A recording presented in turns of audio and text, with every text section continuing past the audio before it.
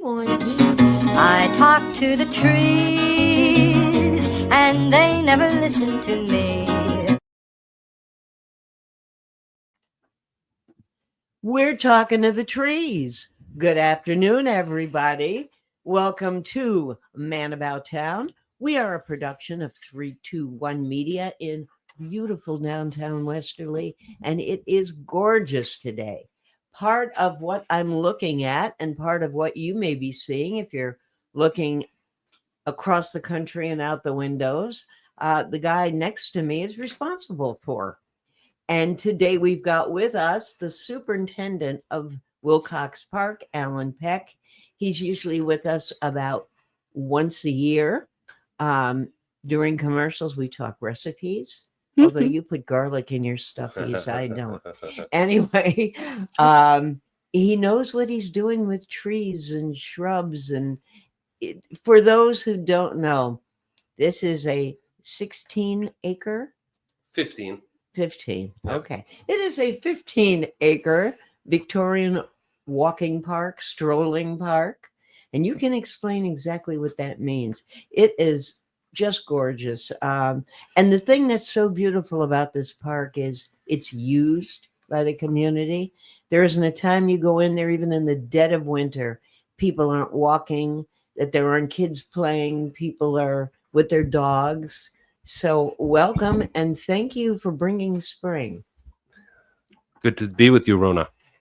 Okay, so tell us the first thing he asked me and producer DJ Gadget, and he asked Roxy the radio dog if any of us had been in the park today. And we said, no. What's going on in the park? So all the early spring blooming trees and shrubs are in their glory. You know, the different, like what? So the different species of cherries are in succession. We had the Yoshino cherries starting it off in our Cherry Alley, and they were in their full glory last week for Arbor Day and Earth Day. This is like cherry blossoms. Cherry blossoms, the same species as we have down at the Tidal Basin in Washington, D.C. Wow. Yoshino cherry. And then following that was the Okemo, the Higgin, and the Kwanzan. And so all of those are blooming. Our purple leaf plum tree is in full bloom right now. And the red buds has that magenta colored flowers right on the stems. Those are just starting to open up. I guess what started it all off was the different magnolias. First, it was the star magnolia and then the saucer magnolias.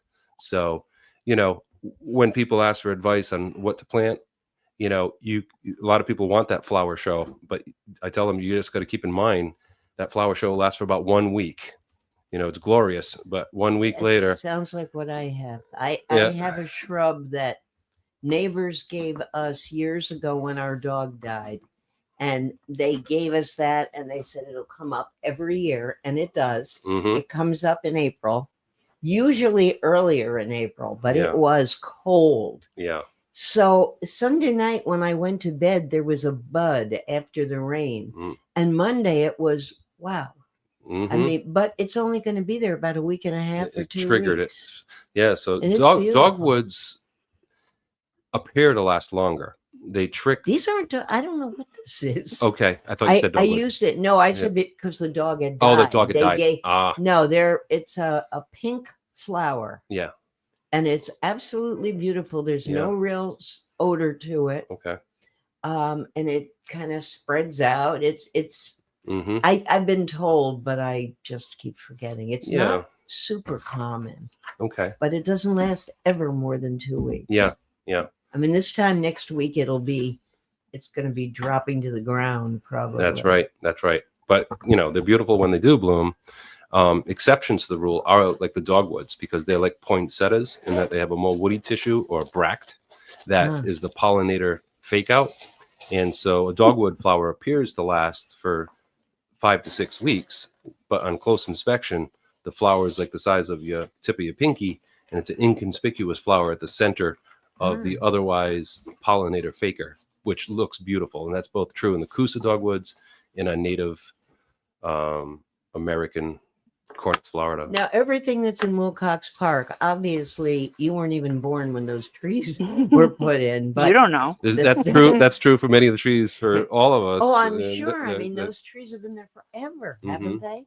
The Yeah. oldest one is our white oak, which is approximately 325 years old. none of us were born. None of us. And so a I'm good a name for wizard. that is like a witness tree, because it was around for so many significant things that have happened. It's crazy. And also a nice definition is a noble tree. A noble tree is one of immense size and one that spans human generations. So, how is it that a tree that old witnessed and went through every kind of weather we had? Yeah. And there were some horrendous storms back 100, 200 years ago. Wars. Well, the war wasn't fought in Wilcox Park, but I mean, everything, New England winters. True. How did it get through all that and it's still there? Yeah. So the general rule of, we have softwoods, we have hardwoods, we have expected, life expectancies based on species, and we have certain growth rates based on species. So a white oak is a very, very slow grower. The slower it grows, the stronger it is. So that's the reason the wood is so hard. The branch angles and connections are super strong, and this tree doesn't have any flaws. It's on the backside of the pond, and I've had school children stand at the drip edge, and we measured in excess of 130 feet diameter. So it's Okay. it's What's a drip edge? a drip This edge. is the second time you've said Uh-huh. it. The first time I said I'm not going to be dumb, but I am going to be dumb. I'm doesn't sure make I'm you not the only dumb. one. It does not make you dumb. It's the outermost extent of the tree's branches and twigs and leaves. Yeah. So Do you have to treat that tree any differently than the other trees in the park? I mean, does it take special care? It does by its simple location. It's up halfway up a slope on a knoll, away from pedestrian traffic, vehicular traffic. So it doesn't experience compacted soils like other trees may. When we have the big events, when we have to have equipment in, or there's a crowd of people, simple foot traffic compact soils. And that's like the silent killer with soils, because it eliminates the porosity of the soils. And so now the soils can't function in holding water and holding air. Porosity meaning porousness? Yeah. And pore space. Yeah. Wow. Yeah. So by the location, that's half of its success. The other factors are the fact that that was a farm owned by the Brown family. And why didn't they cut it down? Well, maybe they kept it as shade for cattle. Maybe they kept it for house building material for the future generations. Or maybe they just loved looking at it. So for whatever reason, it was spared in the last century. We're obviously taking care of it now. So that was a farm. Yes. Wilcox Park. Yeah, everything on High Street, from the bandstand, the two knolls, and the pond. All that topography was gained with the 1905 purchase of that land. Wow. And it doubled the acreage. Amazing. I know we talked about this before, but I'm sure we don't have the same people listening, or most of the same people listening. You went to school for this, right? I mean, I have a degree in soil and water resources from URI, and I worked at the nursery when I went there. okay. But when you were a little boy growing up, wherever you grew up, little kid, I mean, like 4, 5, 6 years old. Yeah. Were you fascinated by trees and growth? I would say you so. wanted, the you forest, wanted this, the or? woods, we called it the woods. Yeah. That was our playground, just exploring in the woods. And then vegetable gardening was, digging in the dirt was a lot of fun, and seeing the plants grow. Yeah. Yeah, absolutely. So you were always growing something? Yeah, pretty much. Yeah. And you do it now at home? Absolutely. Absolutely. Yes. All the vegetables your family eats comes from your garden? Yeah. And my wife and my son and daughter were all into it. So That's great. it's very rewarding. Oh, it's gotta be. Nothing tastes as good as the things you've grown, or the fish you caught, or the clam you dug, or whatever it may be. It's you harvest it and prepare it. It's the best meal you can have. So when you have a salad, you go out in the yard and Hmm. pull stuff in, clean it, Yeah, and there it is. And it's not like the supermarket. right. We've been doing that veggies. with spinach past several weeks. Oh, now do Yep. you have full leaf? Yes. Or Yep. And so that's like in the family of brassicas. So there's So it's broccoli, right? broccoli. Yeah. Yep. All these cold weather. that's cruciferous vegetable, right? Broccoli is cruciferous. Perhaps. I'm Yeah. not familiar with that. Because it grows like in anything that grows in a cross Okay. is considered cruciferous. Why am I telling you that? Wow. Dogwoods have the 4 petals. Yeah? And so like on historic headstones, they'll carve dogwoods to I didn't represent know a that. Christian that was buried, or a lily to represent a child and its purity. Oh. Yeah, the old symbolism in the carvings was remarkable. I always tell people that dogwoods are such a better choice for a pretty tree than a Bradford pear. Yes. How much does absolutely. that make you mad when towns plant a bunch of What Bradford makes pears? what's frustrating is when towns do that, it's obviously a political decision and not a arborist Yeah. decision. So why did it fall in the hands of a politician and not an arborist? I ask myself that about a lot of things. Yeah. Okay, now you've got a lot of sheets spread out here. Yeah. And none of them, I'm looking at one upside down of beautiful shrubbery and Yeah. stuff, and doesn't even come close to the real thing across the street. Yeah, it's important to get out and experience it firsthand. Yes, Um, absolutely. But yeah, we're very excited to be hosting the 41st annual Garden Market Fair. That's right. Same day as Yeah. Neighbor Day, That's right. And the we're- 18th of May, right? Yes, we're partnering. That's right. There's going to be Neighbor Day activities held in the park. That's right. We're dedicating a memorial tree to the founder, Mary Jane DeMayo. Mary Jane, right. And as well, they are going to have world maps. So you can show where you're from and show that everybody's from somewhere and we're all one big. April Dinwiddie was here 2 weeks ago Okay. talking about it, and she said it will start on the steps of the town hall Mhm. and then cross the street and go into Wilcox Park. And she said there'll be all kinds of activities, and she didn't mention the maps, but Yep. she's very into where people are from and all of that. So I'm sure that's going to be great. Yeah, we're so happy to be partnering with them. So tell people about the Garden Market Fair. I know what it is. Gadget knows what it is. Yeah. It's a great thing. It is. Because first of all, it's held on the grounds of our Wilcox Park. And it spans all the way from the town hall, library, all the way to our historic bandstand.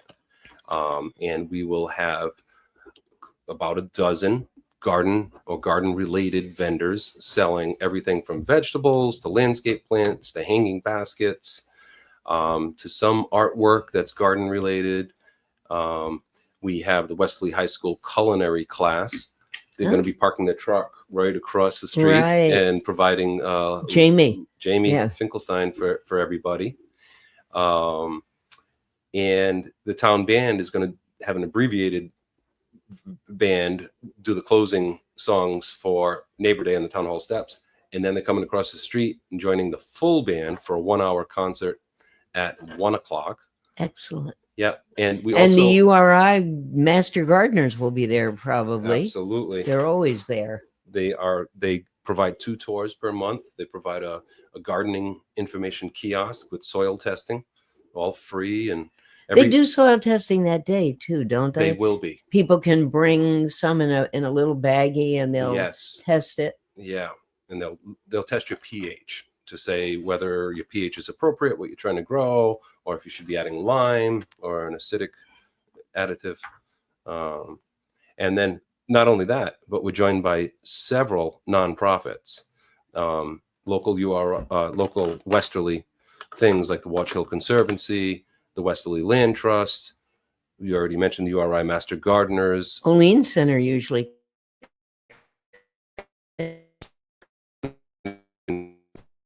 Yeah, nice. That's more important. My daughter's graduation is the day before. Wow. So. And she's where? URI? She's at URI. It's a family tradition. My son went there. My 2 brothers went there So Very good. So I forgot to push the button, but my mom was calling me, so I figured we were not on the radio, but now we are. Hi, Oh. Mom. Thank you. Oh. No, we're on the air. We're on- my stream, Weird Okay. Sterling. So Okay. we're talking to Alan Peck from Wilcox Park. Okay. I was going to say we have to repeat everything. no, without no. surprise. couldn't. No. no. Thanks, Mom. Yeah, thanks, Mom. Forgot to So push the button. schedule of activities for the Garden Market Fair on May 18th is that from 9 to 12, the Master Gardeners will be doing the soil testing and answering gardening questions. From 9 to 2, we have the alpacas from Lazy K Ranch. Alpacas. And the daughter likes to walk them around outside. Are they the ones in Voluntown? They are in Exeter, I believe. Oh, they're in Exeter. Yeah. Okay. And then at 10 o'clock, we have our local Heather Van Dam offering her Yes. eccentric stretching class, which is just fantastic. If you do it, when you finish, you feel so much better. 10 o'clock, we have the native plant tour with the Master Gardeners. 10:30, Kwai Gong with Nancy from Zen Zone. Kwai Gong has been described to me Yay. as Tai Chi for seniors. So it's I thought Tai Chi was for seniors. It's a lot of manifestation. So like Okay. you have you imagine Oh. a bubble of healing, and Oh. you're gonna bring it all over. Blah blah blah. I am. Give me that bubble. You It's said fun. you're It's gonna. fun, and you could. Take it. Wow. I right. just leave you two and go out. I like it. Maybe I I'll like go to that. your mother's. She actually works at Herbwise Naturals as well. Oh, okay. Yeah. And besides that, besides the Master Gardeners giving a native plant tour, they're also going to give a specimen tree tour at 11 o'clock. And towards the end of the day, 2 o'clock, the fair officially closes, but it takes us well over an hour to break down and move everything out. So the Zumba folks, the ladies, are going to give a workout session. That's with 401 Fitness. Yes. So they're high energy, and they'll they'll round out the day. Explain what a specimen tree is. Specimen tree is going to have some special qualities. Usually it stands alone as a silhouette, so its canopy is not shared with other trees like you would be in the forest or the woods. A specimen tree, you can see the entire silhouette profile, would be of exceptional condition, and it can be any species, Yeah. just like a bonsai can So be if any it's species. Exceptional condition makes it a specimen. Yeah, Okay. exactly. Yeah. Believe me, I don't have any of those. Not in my yard. Okay, that's great. Yeah. Yeah. So that's And what's so nice about this too is that when people come in to buy things, Mhm. you can buy just a little sprig of something to take home and plant and grow your own, or you can buy something major. You don't have to spend a lot of money at all or spend any money. You can just enjoy the park That's right. and Absolutely. the people. Yep. You can just window shop. Yeah. And enjoy the atmosphere. And there's also, when you're window shopping, it's nice because there are people here that can give you advice when you have the questions. Like, Absolutely. well, where would I put that? And what's that for? And does it need sun or shade or Exactly. a lot of water? Right plant, right place. Right. That's right. You can get all that good advice. That's 2 days, though, isn't it? The no, garden. no, It's just the same that day. Sunday, rain or shine. Yep. May 18th. Yep. Sunday, Okay. May Well, 18th. if it rains, you won't have to water them when you go home. Sure. I was sort of You still hoping have to you plant wouldn't it. say that. Knew you were gonna. And people, the park staff and volunteers, we're happy to assist with getting some of the heavier plant material to their vehicle, and even making arrangements to get it to their residence. We don't want something like that to stop them from coming in and purchasing something.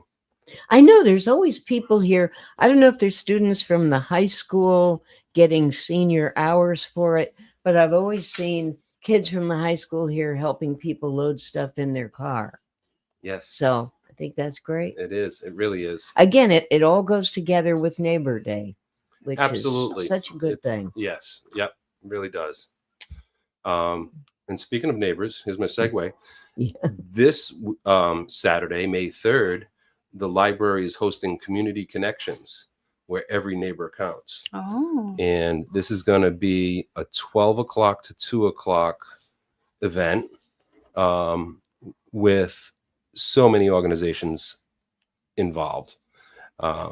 So everything from domestic violence resource center, neighborhood health plan, the Warm Center, PACE, Rhode Island Department of Health, Food Bank, Johnny Cake, Rhode Island Legal, Tri-County Community Action, Wellbeing Collaborative. So people can come in and talk to any of those representatives, And ask questions, get and information. learn. Yep. And so it's just a full And the hours again, did you say 9 to 2? 12 to 2. 12 to 2. Yep, 12 to 2 out Okay. in the park. Oh, Rain nice. plan is to have it inside in the third floor. Unfortunately, that is the forecast right now, but it can change. Mm-hmm. Yeah. Another thing regarding trees that you might be interested in is that Westerly has been a recipient to a canopy study. So, and I was involved.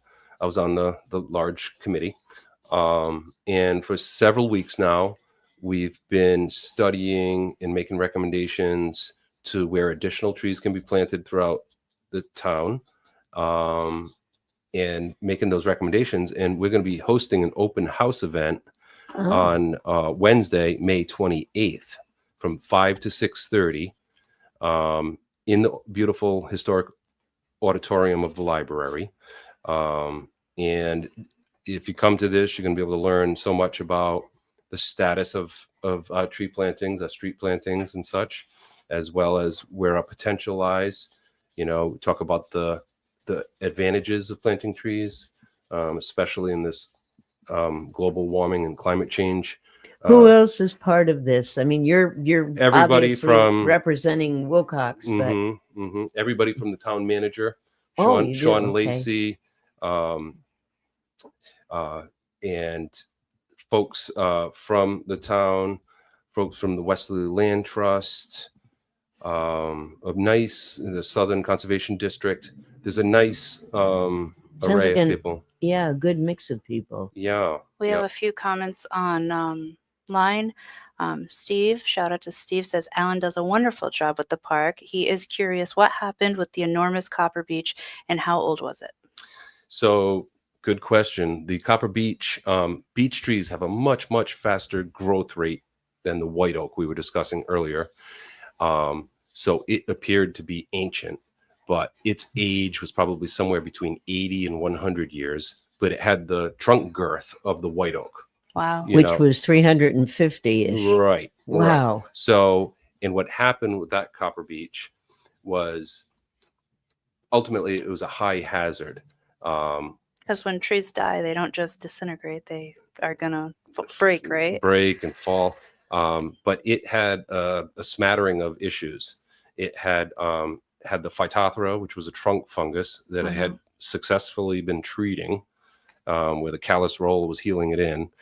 And then it had the beech leaf disease, which is the new 100-year tree mortality event, wiping out the beech trees in our forests.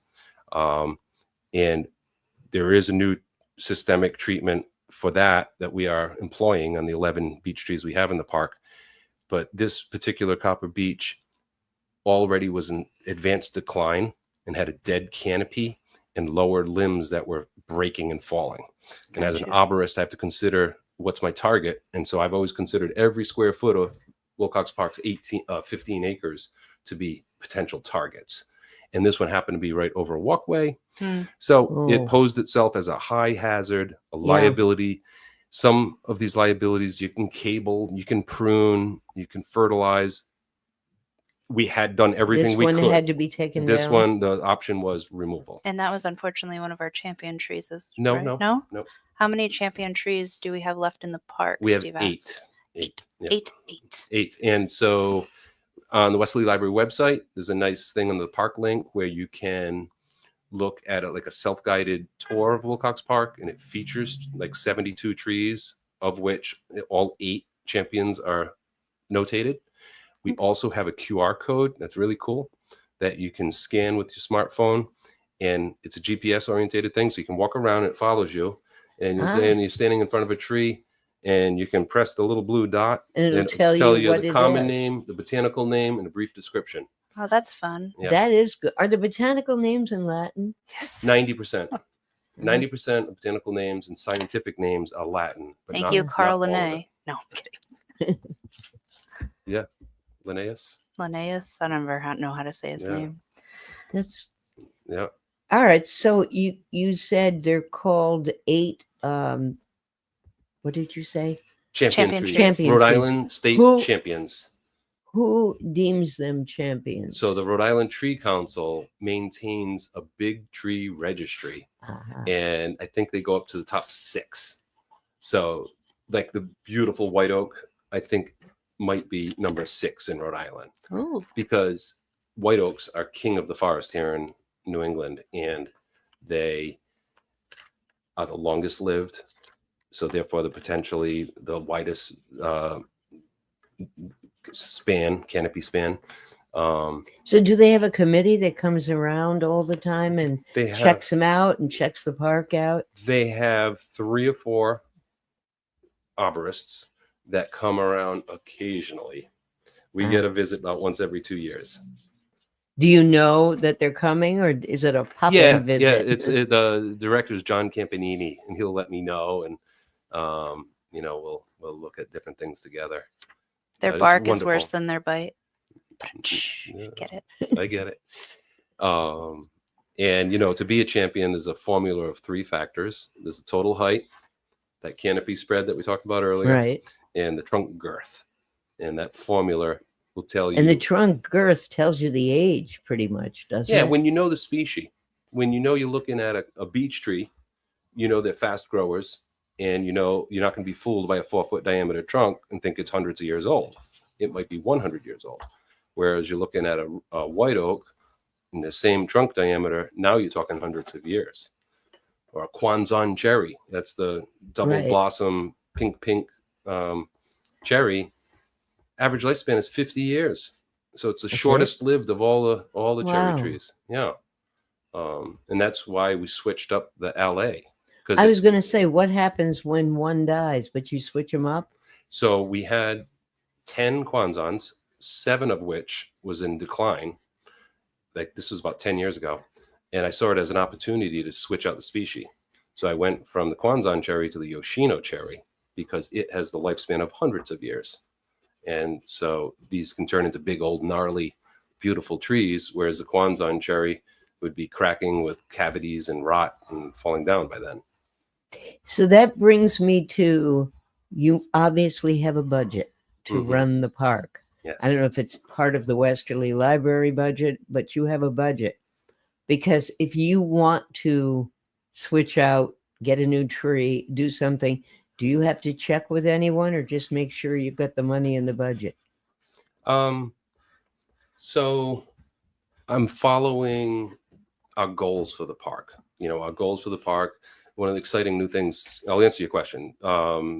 Yes, I have to stay within budget, and I'm planting appropriately. So, and our budget is generated by the Memorial and Library Association, Right. which also oversees the Wesley Library. We also are recipient to grants, private donations, and we have a developmental program for dedicating trees either as an honorary tree Or or a memorial? memorial tree. And that is set up to be beyond the actual cost. So it's $750, for example, to have a tree planted in somebody's honor or in somebody's memory. And the tree That's might very cost reasonable. $400 or $500, but it might only cost $200. And so the excess funds goes into a reserve fund for the park that I'm able to use for purchasing more trees and keeping, because like with an arboretum environment, you want to have diversity of species and ages, so that like the beech leaf disease that came about, you're losing all the beeches, American beech, European beech, all of it. That was unanticipated. How do things like that come about? How did they start? It's mean, you said a lot of beech things leaf start disease. with a lot of it starts with the introduction of a foreign, a Airborne? non-native organism. Uh, Could be something, a bug in a pallet of wood from Asia. Or Bradford pear. Stop planting them. Bradford pears. So it's an introduction of a species. An example is the mongoose introduced into Hawaii to control the rodents. Well, it wiped out 50% of the songbirds in Hawaii because Oh. it wasn't. So the birds weren't, accustomed to. Yeah, they were like, "What is that? Yeah, I want to check it out." Oh, I there just goes got lunch. eaten. Yep. And that's the case over and over again. The lanternfly, it was something that wasn't native here, and then it was a big Yes. thing. Yep. They make beautiful earrings. I do want to mention we've recently been officially accredited as a level 2 arboretum. This happened at the tail end of 2024, and this is a program run by the Morton Arboretum. And so we're the only such accreditation west of Narragansett Bay. Oh, wow. Wow. Places like Newport and Blythewald Gardens in Bristol have the same, but now Wilcox Park in Westerly, Rhode Island has it. Now, we've always been an arboretum because the definition of an arboretum is like a museum of living trees. So we've had that. Now we have that official accreditation through that program. We met all the criteria. We do the right amount of education and displaying of the names and things like this to meet that criteria. So that would be what makes it a museum, right? Like it's the educational part, or would you not need that technically? You do need that for this particular program. That's what I Absolutely. figured. Yep. And there's a tie-in to last week. Tuesday was Earth Day, and then Friday was Arbor Day. And so Arbor Day was started back in 1872 by this gentleman named Irving Morton. He was a newspaper columnist and an avid naturalist in Nebraska. And he went on to have a political position in the federal government and started Arbor Day, where they planted 1 million trees in Nebraska for the first. And all the states have adopted it. Most states hold it on the 4th Friday of April. And now countries have adopted it as well. And so he started Arbor Day. His son, Joy Morton, started Morton Arboretum. Joy is a son? Joy is a man. Okay. I was surprised too. So he started the Morton Arboretum, and that's the same arboretum and institution that oversees the accreditation program for the arboretum. For this program. Yeah, Wow. So we have a nice little connection. Well, congratulations. We got to take a short break, pay some bills, do some local business. We're talking to Alan Peck. He is the superintendent of Wilcox Park. If you have not been in there this season, get in there. It is gorgeous. And we will be back shortly. Experience local excellence with Roof Right Roofing in Charlestown, Rhode Island. With over 40 years of unmatched expertise, Roof Right specializes in architectural shingles and holds the prestigious title of GAF Master Elite Installers. Known for their commitment to the community and support for local initiatives, Roof Right is your trusted partner for all of your home's roofing needs. Call today for a free estimate at 401-212-4140. Hi, this is Dan from Lathrop Insurance. In this challenging insurance environment, Lathrop Insurance can be your beacon in the storm to help you find the coverage you need at the right price. Now, more than ever, you need a partner in the insurance industry that can work with multiple carriers to make sure you have the right coverage at the right price. Lathrop Insurance carries home, auto, and business insurance and can be reached at 401-596-2525. We've been supporting the local community since 1939, and we look forward to working with you. What's going on, everybody? It's Patrick down here at the Wireless Zone at Dunn's Corners at 224 Post Road, and everybody down here is getting the brand new iPhone 16. We have it here in stock. The best part is right now, if you trade in your old phone, you get it for free. We got deals all weekend, awesome savings. Come on down and see us, 224 Post Road, Dunn's Corners, Verizon Wireless Zone. We'll see you soon. D&V Mechanical specializes in the installation, maintenance, and servicing of Mitsubishi ductless mini split heat pump systems. We are certified by Mitsubishi as Diamond Elite Contractors and factory trained and up to date on the proper procedure of the installation and service of Mitsubishi ductless heating and air conditioning ductless heat pumps. We assist with the paperwork to reduce much of the stress-related documentation required to get the state rebates and federal tax incentives. We are not a jack-of-all-trades, master-of-nothing company. We are masters of ductless heat pumps. It's what we do, and it's what we know.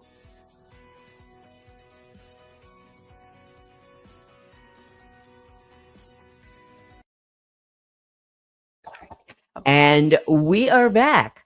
And we had, during the break, we had another question that came in. So, Gadget, why don't you repeat it? And then Alan, being a genius, will answer it. The question was, how old are the sycamore maples near the runaway rabbit?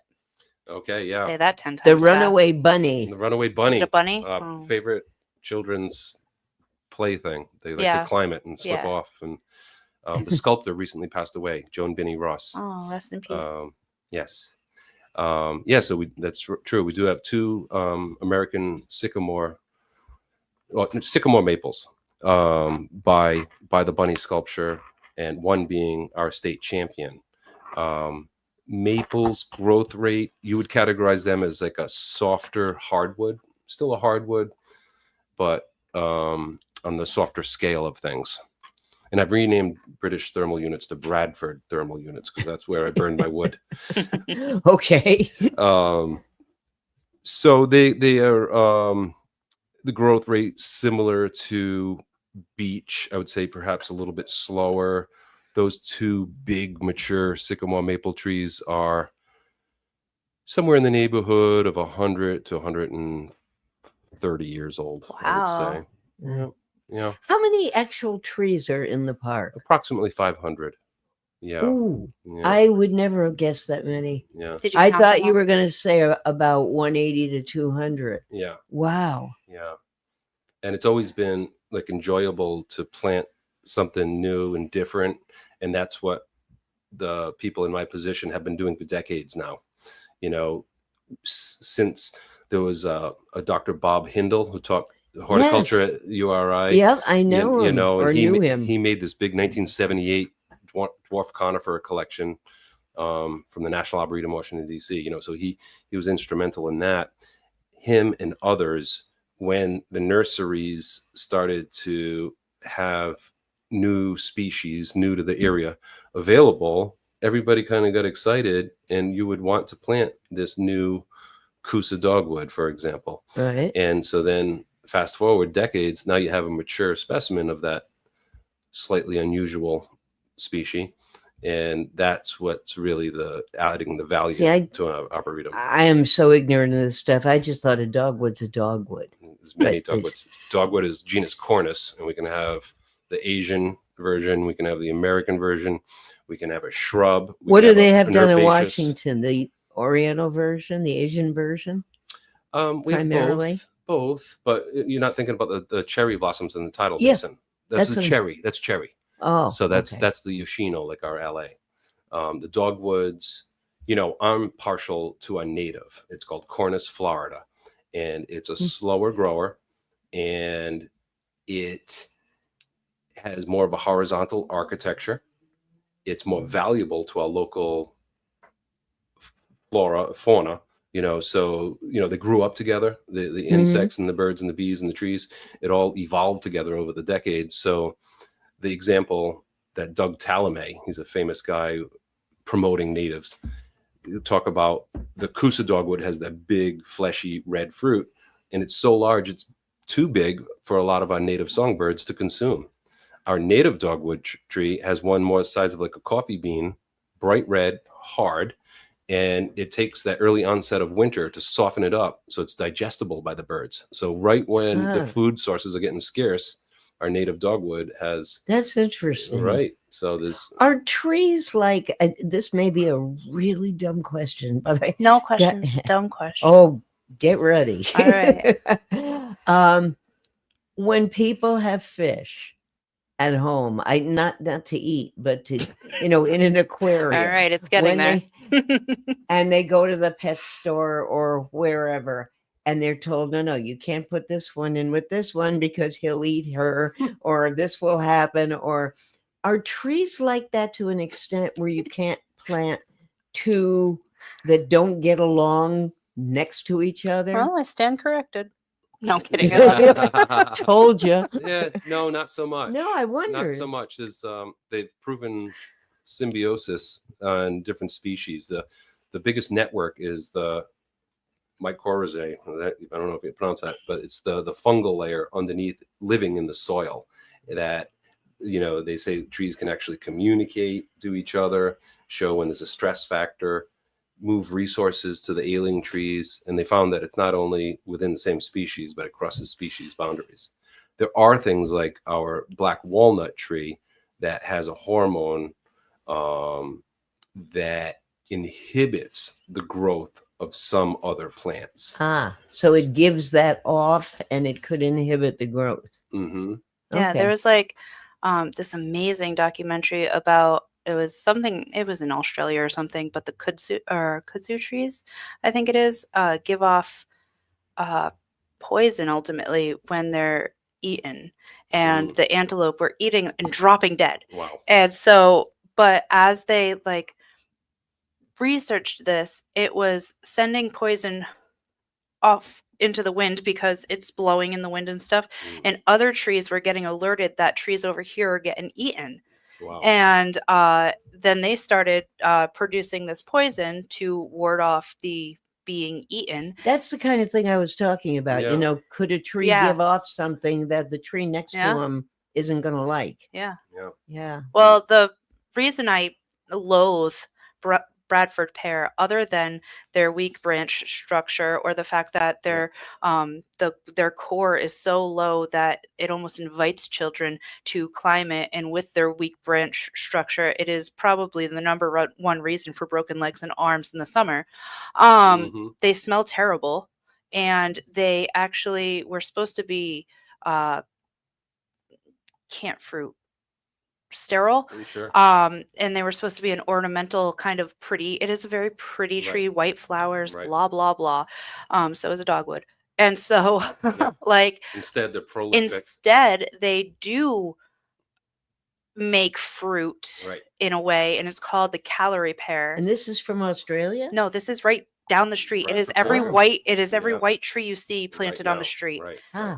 They will be specifically detrimental to apple orchards and stuff like that because they'll fruit, and then they make a calorie pear which will shred tractor tires. Like these thorns will shred a John Deere tractor tire. Wow. And it was a particularly bad choice for downtown Westerly and Pawcatuck because of the fact that they bear fruit. And now the birds will eat that fruit and poop right on people's heads and poop right on the sidewalk and make a big mess. Yep. So you don't want a fruiting tree as a street tree above a sidewalk. There's a famous guy, Michael Durr, who writes beautifully about trees and has done so. He's made introductions and everything.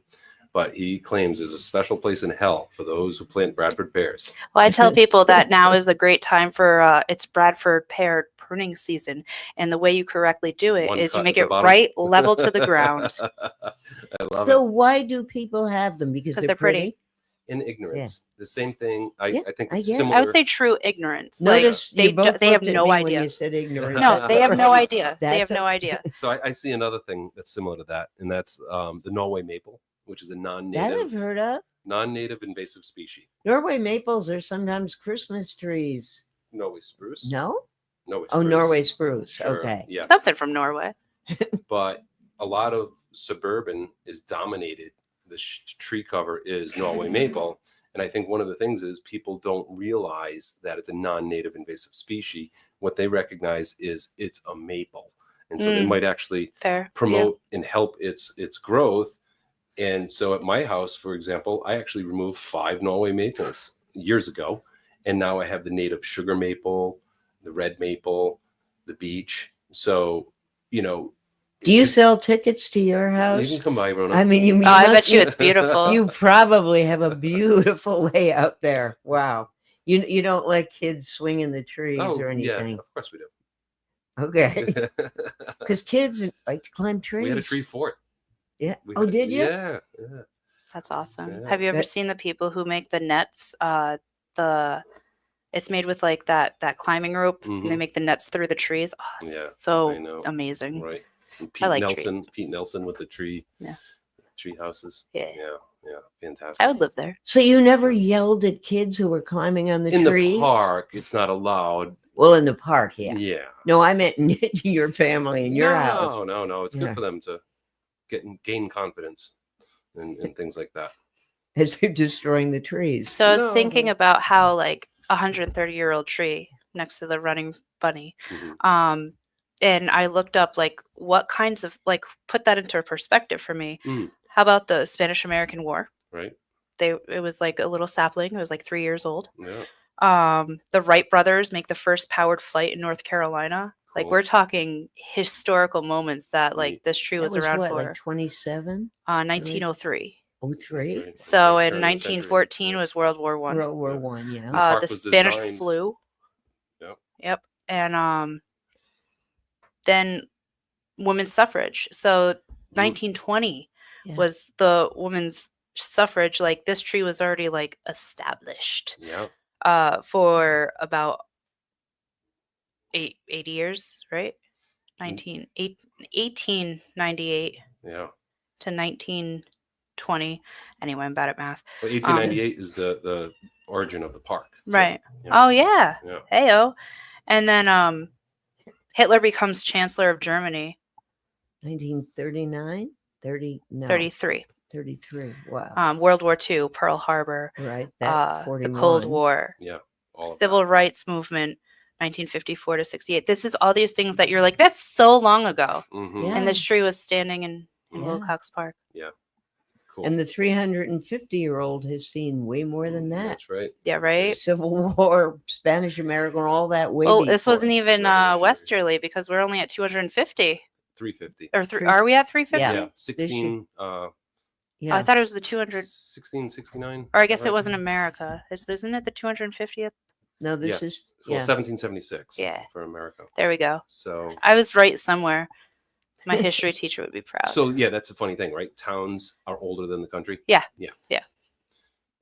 It's probably a good But thing. What- all of that's true. We've got about 10 minutes left. Oh, that went What would fast. you like people to know about walking through the park, what they should look at, what they should do? You can, any of these things you can reiterate because we have people who watch on and off dial in and Okay. out. Sure. So I think that the garden market fair should be mentioned again and Okay. anything else. Sure. Yeah. I mean, if you're able to, first of all, come spend some time in the park, because it can be appreciated in so many levels. Oh, It can be sure. appreciated, as I guess the layman, just the aesthetic beauty of it. Or it can be appreciated as the botanist or horticulturalist, as you realize you got a specimen so-and-so. And then to utilize the GPS tree inventory that we put together.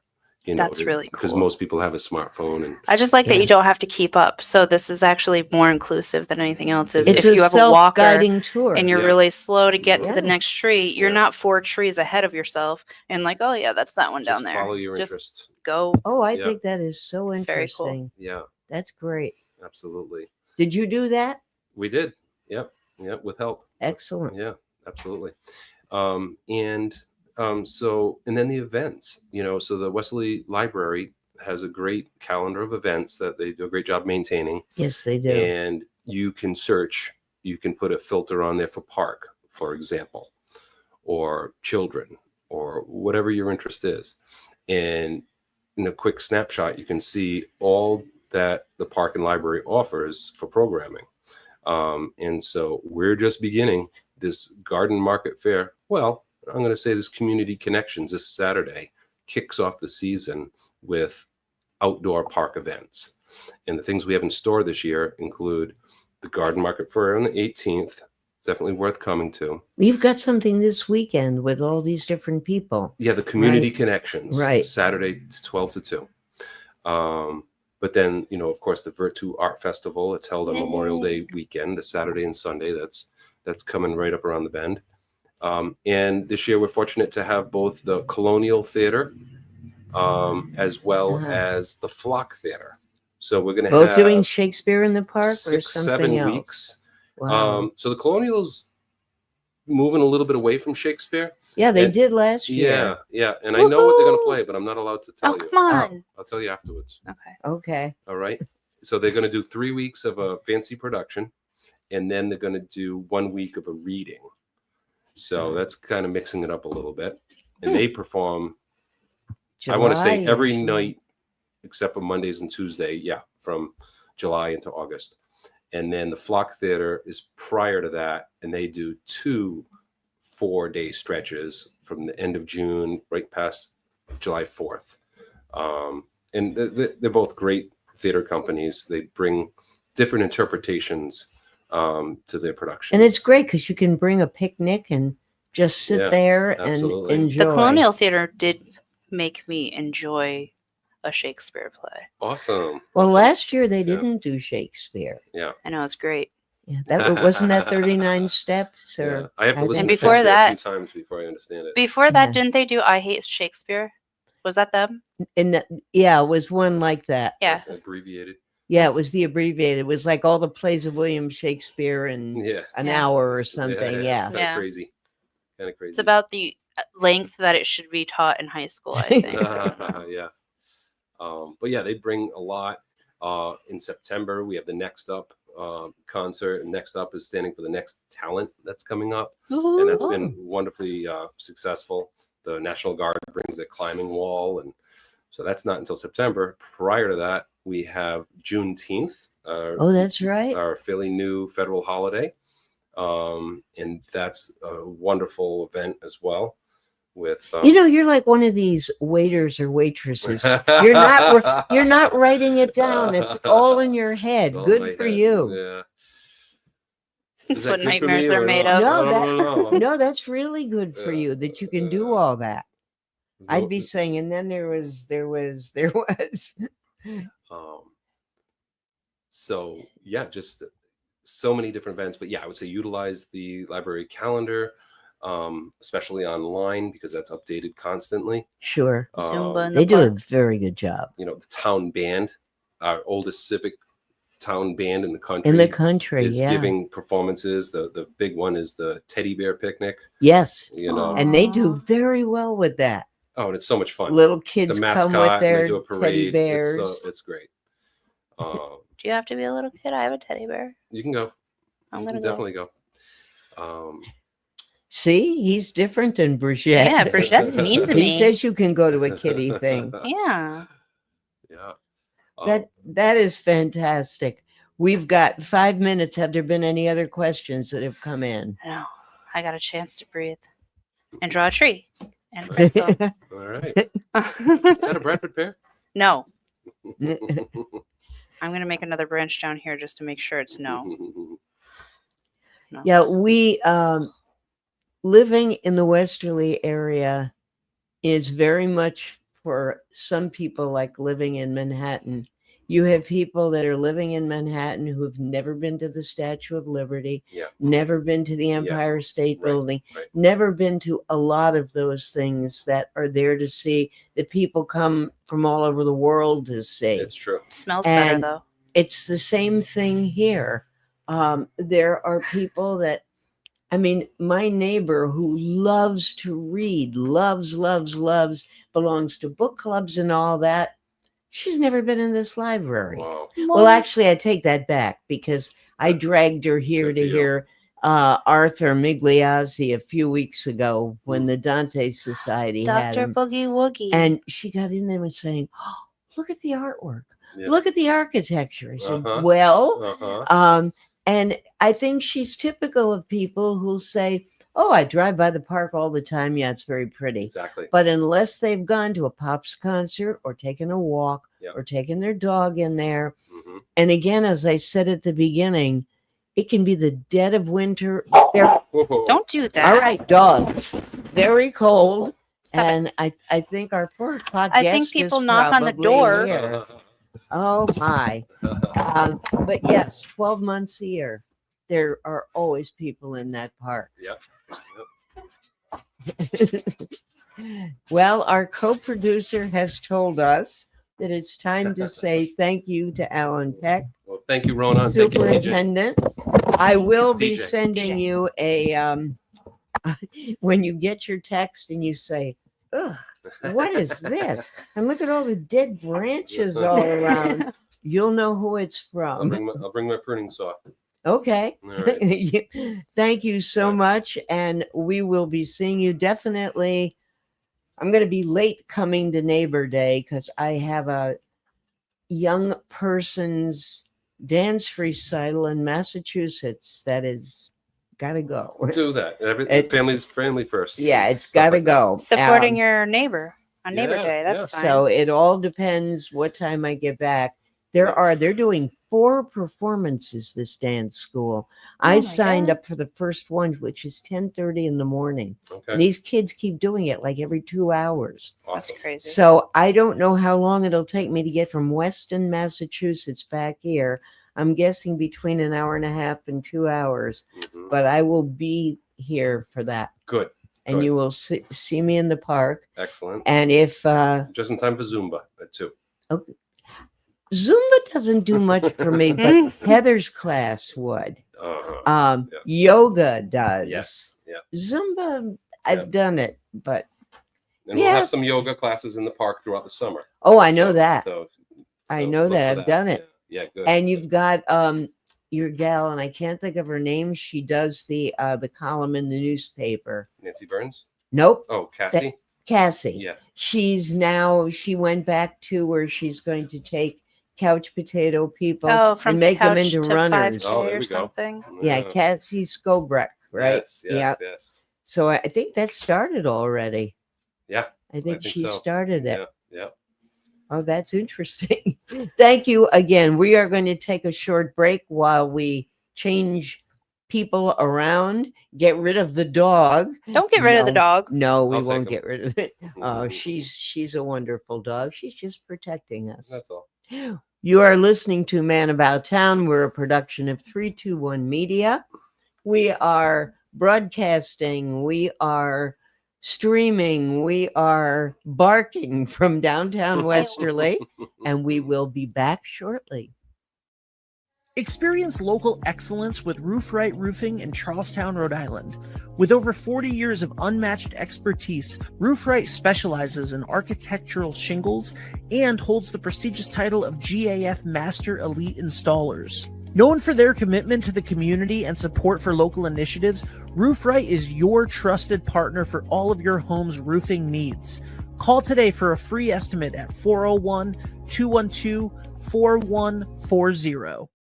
Hi, this is Dan from Lathrop Insurance. In this challenging insurance environment, Lathrop Insurance can be your beacon in the storm to help you find the coverage you need at the right price. Now, more than ever, you need a partner in the insurance industry that can work with multiple carriers to make sure you have the right coverage at the right price. Lathrop Insurance carries home, auto, and business insurance and can be reached at 401-596-2525. We've been supporting the local community since 1939, and we look forward to working with you. What's going on, everybody? It's Patrick down here at the Wireless Zone at Dunn's Corners at 224 Post Road, and everybody down here is getting the brand new iPhone 16. We have it here in stock. The best part is right now, if you trade in your old phone, you get it for free. We got deals all weekend, awesome savings. Come on down and see us, 224 Post Road, Dunn's Corners, Verizon Wireless Zone. We'll see you soon. D&V Mechanical specializes in the installation, maintenance, and servicing of Mitsubishi ductless mini split heat pump systems. We are certified by Mitsubishi as Diamond Elite contractors and factory trained and up to date on the proper procedure of the installation and service of Mitsubishi ductless heating and air conditioning ductless heat pumps. We assist with the paperwork to reduce much of the stress-related documentation required to get the state rebates and federal tax incentives. We are not a jack-of-all-trades, master-of-nothing company. We are masters of ductless heat pumps. It's what we do, and it's what we know.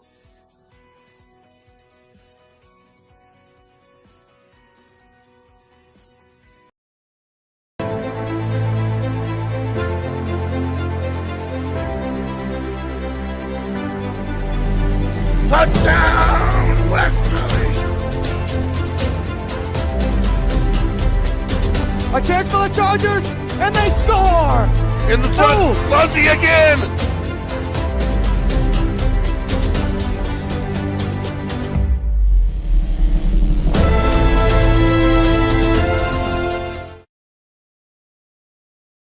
We are back at A Man About Town. We've switched a lot of things, including my chair. I'm a little bit You lower. look so much more stable. I know. I'm lower, but I'm not rolling around. I think it's funny. Ben said, "What's wrong with the camera? Why is it so much to the right?" I said, "Because she's so much to the left." Because Yeah. you're going. I was trying. I was holding on, but I was sliding.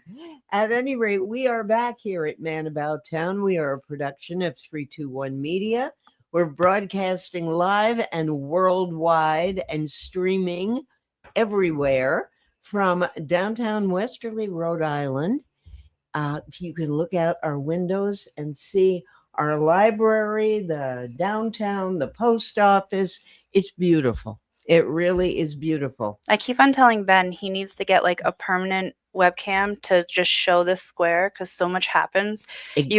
You could like tune in live and like see them put up the Christmas tree or see them put up the penguins or whatever they're doing, the latest thing. Exactly. It would be so cool. Or They the have it in like stars. London and you can like dial into their town's webcam and I think it would be wicked cool. It's great. We are waiting for Lisa Konicki, who is the president of the chamber, I like the her. Ocean Community Chamber. She's just down the hall, probably at the New England Anxiety Center, which is down the hall. She would deserve it, yeah. If anybody would have anxiety, I'll tell you, they had 2 events this past week. They had Trashin', and then 2 days later, they had the famous duck race, and the weather was for ducks. It was. And My ducks actually thoroughly enjoyed it. but it was amazing. And when you see the pictures in the newspaper of, is it 20,000 ducks that are 20,000. dropped by the Whether they're payloader? sponsored or not, 20,000 get dropped. Because think about it. If let's say 2,000 of them don't get sponsored, what are we going to do? Go in there at the last second and pull them Exactly. out?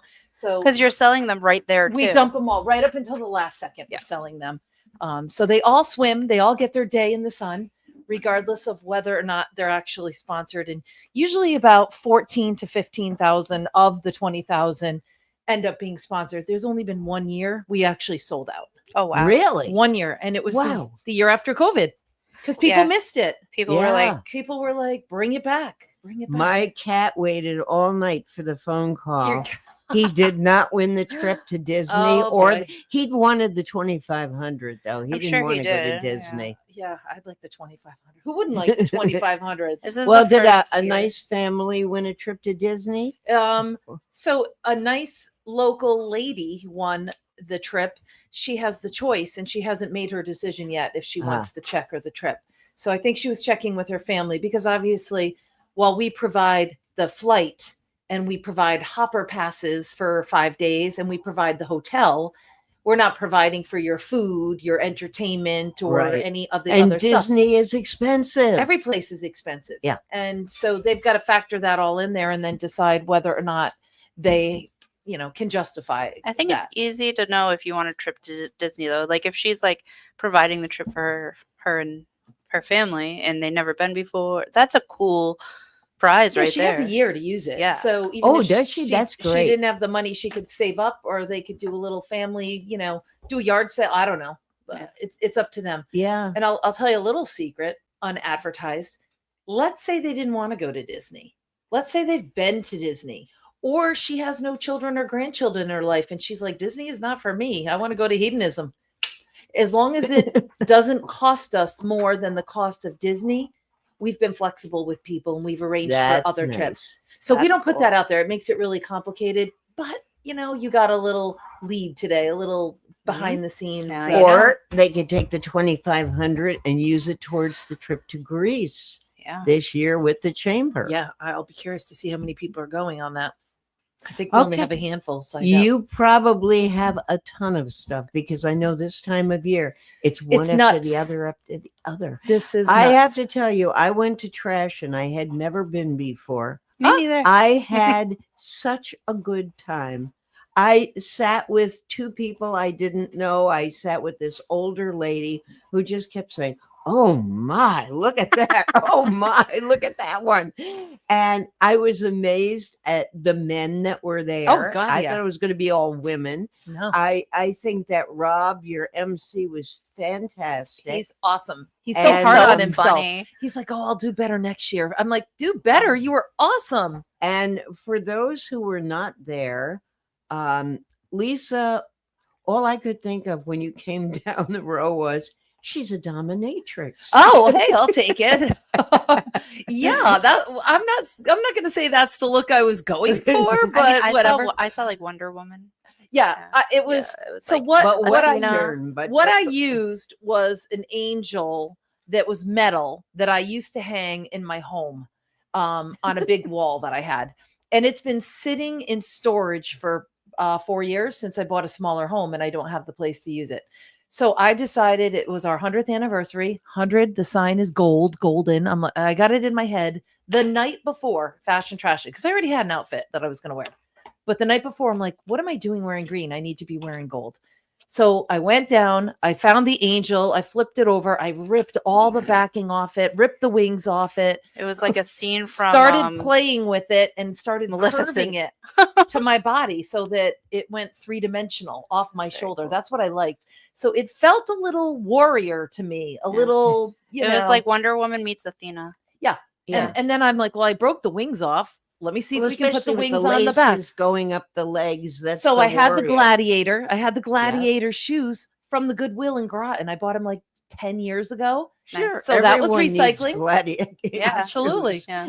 And I'm like, well, with the gladiator shoes to show them off, you need a short skirt. So I cut up some gold poster board that we had at the office left over from our float, because we made gold coins for the leprechaun for the what's the green St. thing? Patrick. St. Patrick's Day. Yes, what's the green? So yes. it was all legitimate scrap that That's I awesome. fashioned together. And I have to say, Maria DiMaggio, she helped me. I walked in that morning with the curved armature, and she's like, what are you doing? I said, I'm making an outfit for tonight. And she's like, you're starting this now? So we started around 9:30, and she helped sew the wings on me. And by 10 Oh, o'clock, she after is so handy. a couple too. fittings, we had it down. And I said, yeah, it's good enough. I wanted gold, and I wanted different. So Well, you were different, yeah. but so were all the people that were in it. It was just so much Over the top. fun. Wasn't it over the top? Yeah, but it was fun. I mean, it was really, you just couldn't help but smile or laugh or point. And it was just a good time. It was a break in the action for me. I love the confidence of, for example, Kevin, who represented the Olean Center Yes. and came out there, and he was just loving the crowd. He eating was it at the up. Sugar concert they had Okay. too. Yes. He was a big star there. Oh yeah, He was so dances- awesome. He dances all night. And the gentleman from South County Museum who hand painted his own jacket with bumblebees all over. it. Yeah. Incredible I talent. was wondering. Okay, so I saw him and I'm like, wait, what does he have on that's trash? And Yeah. So But he made that- recycled a blazer that he got at a secondhand store. I painted thought it. that was for sure like bought from a high Yeah, fashion. it like looks like it's something you'd find at Yeah. Galapagos, Yeah. Yeah. over in I Charleston. was like, okay, but he looks good. So I mean, And it's all. DJ Gadget was there, but now you can tell Girl, me your pictures came out what, awesome. what were you supposed to be? I didn't. She was There was a representing plot her business. twist. I didn't Yeah. make a costume because I myself am trash. No kidding. Come on. It was like a gothic. It was gothic. I got that much. I didn't know where the trash part came in. It looked like It was a trash bag. some garbage Oh, bags. yeah. Actual Was it? garbage bags. Actual garbage bags. I had The hair looked awesome. yeah, Yeah. tinfoil in my hair, which I made things. There's one picture where I look like Chapel Roan, and I was like, okay. Mhm. There's another picture that I love. This is my favorite, where I'm doing this, and it looks like I'm holding the 100. Oh, the way I you l- handle it. Yeah, I was just Oh, like, cool. boop, and it looks like I'm like holding the 100 sign Oh, on the how stage. clever. Yeah. Didn't mean that, but that was a great lineup. I think that was Steve Sersosimo. Yeah, Steve took great Um, pictures. and His then, picture, and I haven't seen any from the. the guy from Public Creatives took photos too, and those got uploaded yesterday. Oh, a did whole they? album. I missed it. And they're just I as have to Is look good. that at the it. young guy with the dark hair? Yes. He's Okay. so nice. Yeah. He has such a vision. He was really cool to work with. He was like, "Oh, you have something on your back. Okay, face that way and like look over your shoulder." Oh, you'll have to And pull up the pics. I have to, 'cause yeah. his I haven't are seen great, him too. yet, so And thanks to the United Theater for opening their doors Yes. and sharing it, because Always. it's such a dramatic backdrop and it felt so professional, and it felt like a real fashion show. Yes. And Grace gets all the credit. I literally did not a thing for that event. She coordinated the models. She put together the whole PowerPoint.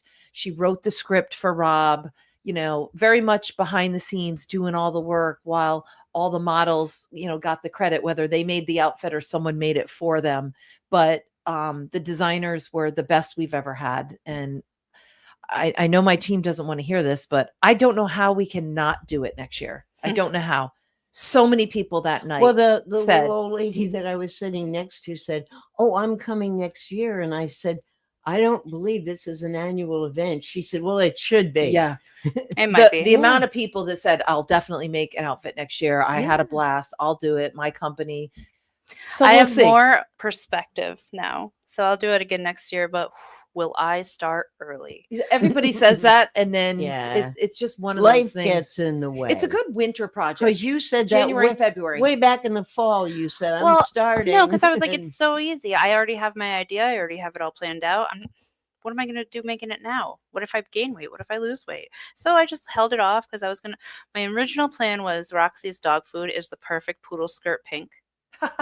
And so but it has a Doberman on it. So it was going to be a Doberman skirt, not a poodle skirt. Oh my gosh. And how cute. I was going to make a chain because you know how they had the little leash on the skirt? yeah, So I yeah. was going to make a chain, like punk rock Don't chain. give it all away in case you go that yeah. direction. No, it's next year. impossible.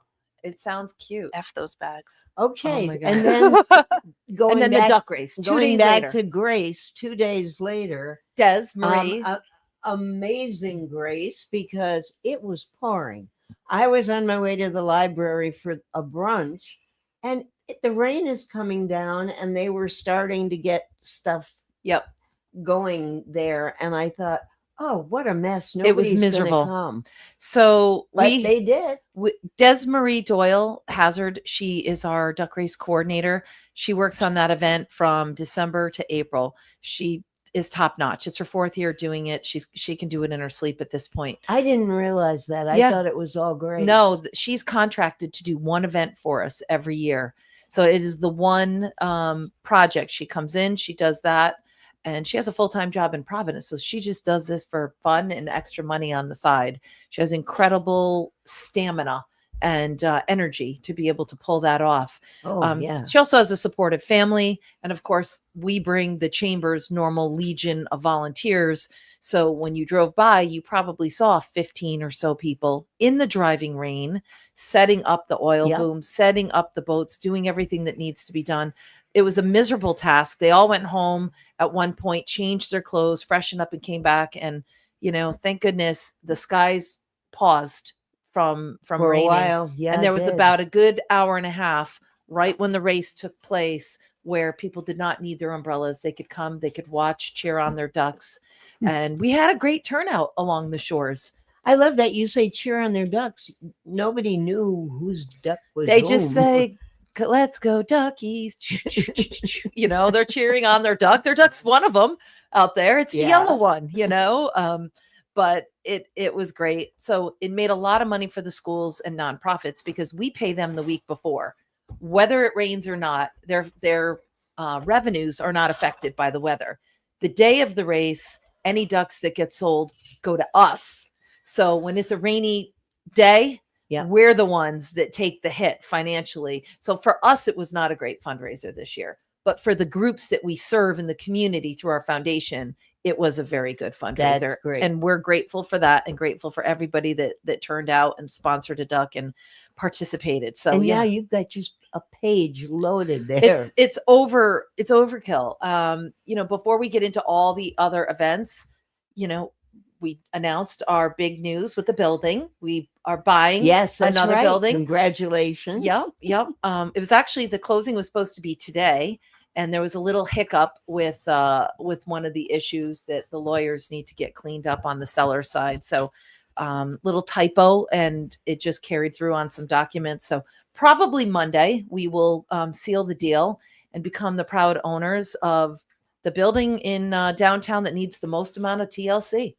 Next to Marone Electric. Yes, it's between Brumble Bikes and Marone Electric. It's right in the middle, and it's set far back, and it's crying for some love. It's begging for some TLC. It has no electricity. It has no water. So we're going to have to tear up the parking lot to lay pipe from the sidewalk to the building just to do water, to have a bathroom or a kitchen or anything in that building. So you're talking a huge amount of money just for that alone. And then we'll draw some electricity from the road. Rataco Electric will help us with that. We've already got. Well, you're going to draw from a lot of the money that's already been donated, correct? So we have. I know you're giving people the option. Oh yeah, and everyone said go for it. So when you take out the pledge that the town of Westerly made, okay, that was a $75 pledge. When you back that out, we're at about $275 for money we raised on our own. The building's costing us $350. So we still got a long way to go. We need another $75 just to pay for the building. Then we're going to probably have another $300,000 of expenses when you start looking at it, the entire exterior. Not one thing's been done. So it needs a new skin. How old is this building? Oh, I forgot what year it was made, but it a served champion its tree. purpose. It was a warehouse. It was a storage. It didn't need to be pretty.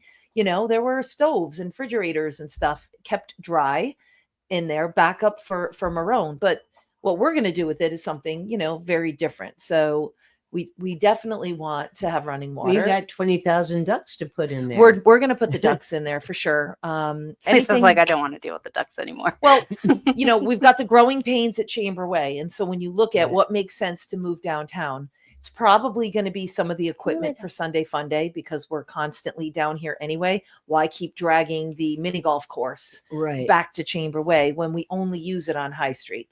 So things like that will probably end up in that building. We have a stage, a $6,000 stage, really heavy, bulky, takes up a lot of room in our basement. We might end up putting that down there. All 20,000 ducks are going down there. Our foundation office that Des uses when she works on the duck race, that'll get moved down there. So that's going to take up some of the space. It won't take up all of the space. We're still going to pick and choose. Do we want to take some of the sculptures from Starry Lights and put them indoors? Right now, if you look at our building, they're kind of scattered outside. We don't want them to get rusty and ruined over time. We spent a lot of money on them. So is there an opportunity to get some of those indoors over there to protect them and have them? What's the square footage? 3,700. Oh, it's almost identical to what we were building at Chamber Way. That was 3,500. Nice. Wow. So you can see, so it's way bigger than I thought. We're going to get in faster. It's going to overall, in the end, cost us less. I was going to ask that overall. It's going to cost us less because new construction right now is through the roof. Nice. And with tariffs and other things, uncertain. And then it's a solid building versus what were you going to be able to afford? Was it going to be it was going to be a solid building over there connected to what we had. Okay. And there's nothing that can beat the convenience of having it at Chamber Way, because sometimes we're working till midnight, 1:00, and to be in the safety of your building with restrooms, with a security system right on Route 1. There's a comfort level for that. Yes. But this is the right move for us to have one foot on Route 1 where we can benefit from all the tourist traffic of a 4-lane highway coming and going. We always want to be there. But there's a renaissance downtown. There's improvements that are taking place going that direction on Main Street. What used to be Elite Cleaners is going to be housing and be completely redeveloped. And with new owners at Marone, that's already being spruced up. And you'll see some of the other properties down there are starting to take shape and look a lot different. Cinder certainly was a wonderful addition and improvement. And this building is crying for some love. And it gives a little skin in the game for us as a chamber to be in the heart of downtown and have an annex, if you will, that's convenient. And also, you don't know 20 years from now, what's downtown going to look like? Are we going to want public restrooms downtown? Don't know. We're not committing to that. But you know what? But this is nice because you now have a presence in two places. We will. You've got the upper part where you have been, one chamber Yes. way, and now you'll have Yep. this. And that's not to say there's going to be somebody there Monday through Friday, 9 to Right. 5. There's not. But there's the visibility. There of will the be a sign. visibility. It'll look better. We'll probably park a van there. We'll maintain it certainly better than it looks right now. And we haven't even talked about the upstairs of the building. So right now it's just raw floors. It's not finished floors. There's Mhm. not even steps that are, like fire code compliant to get you upstairs. Right. But the upstairs can be finished. So we have to look at, do we want to make that office space for us? Do we want to make it office space for a small business to encourage them with incubator space? Do we want to make 2 small apartments and contribute to the housing crisis in this town? And then 2 units are right in the heart of downtown, very walkable to all the restaurants and shops. So not every decision has been made yet, and we don't have to make every decision right away. We don't have the money to make every decision Yeah. right away. But thanks to the generosity of Pawcatuck Roofing, we're going to get a brand new roof in by summer, and they're donating it. Wow. That's huge. It's a right huge there. contribution. It's a huge contribution. Rob Holland, it's their 80th year approaching. And he said, Lisa, you don't have to worry about a thing. We appreciate the chamber. We want to be there for you. Please take that worry off your mind. That is not an expense you're going to have to worry about. That's a big worry to take off your mind. It's amazing. And of course, they're pros. I used them on my own house about 6 months ago after a hailstorm damaged my home. So I know their professionalism, their workmanship, they're local. You're never going to have a problem. And if you needed to reach out, they're right down the street in Pawcatuck. Right. So we're eternally grateful to them. A couple other contractors that are chamber members have texted or called saying, hey, when you get to this point, if you want my opinion, if you want a quote, if you want, whatever, maybe I can help chip away at some of your expenses. So I'd love to involve as many chamber members as possible. Obviously, those things that we're going to have to pay for, which there will be many, those will go out to bid. If we have 5 chamber members that do the same thing, it's going to be whose bid comes in the lowest. That's just the way it works. But that's business. Yeah, it is. But this sounds corny. A very hearty congratulations. Well, thanks. It sounds corny to say, but I'm proud. I'm proud of my board that they had the vision.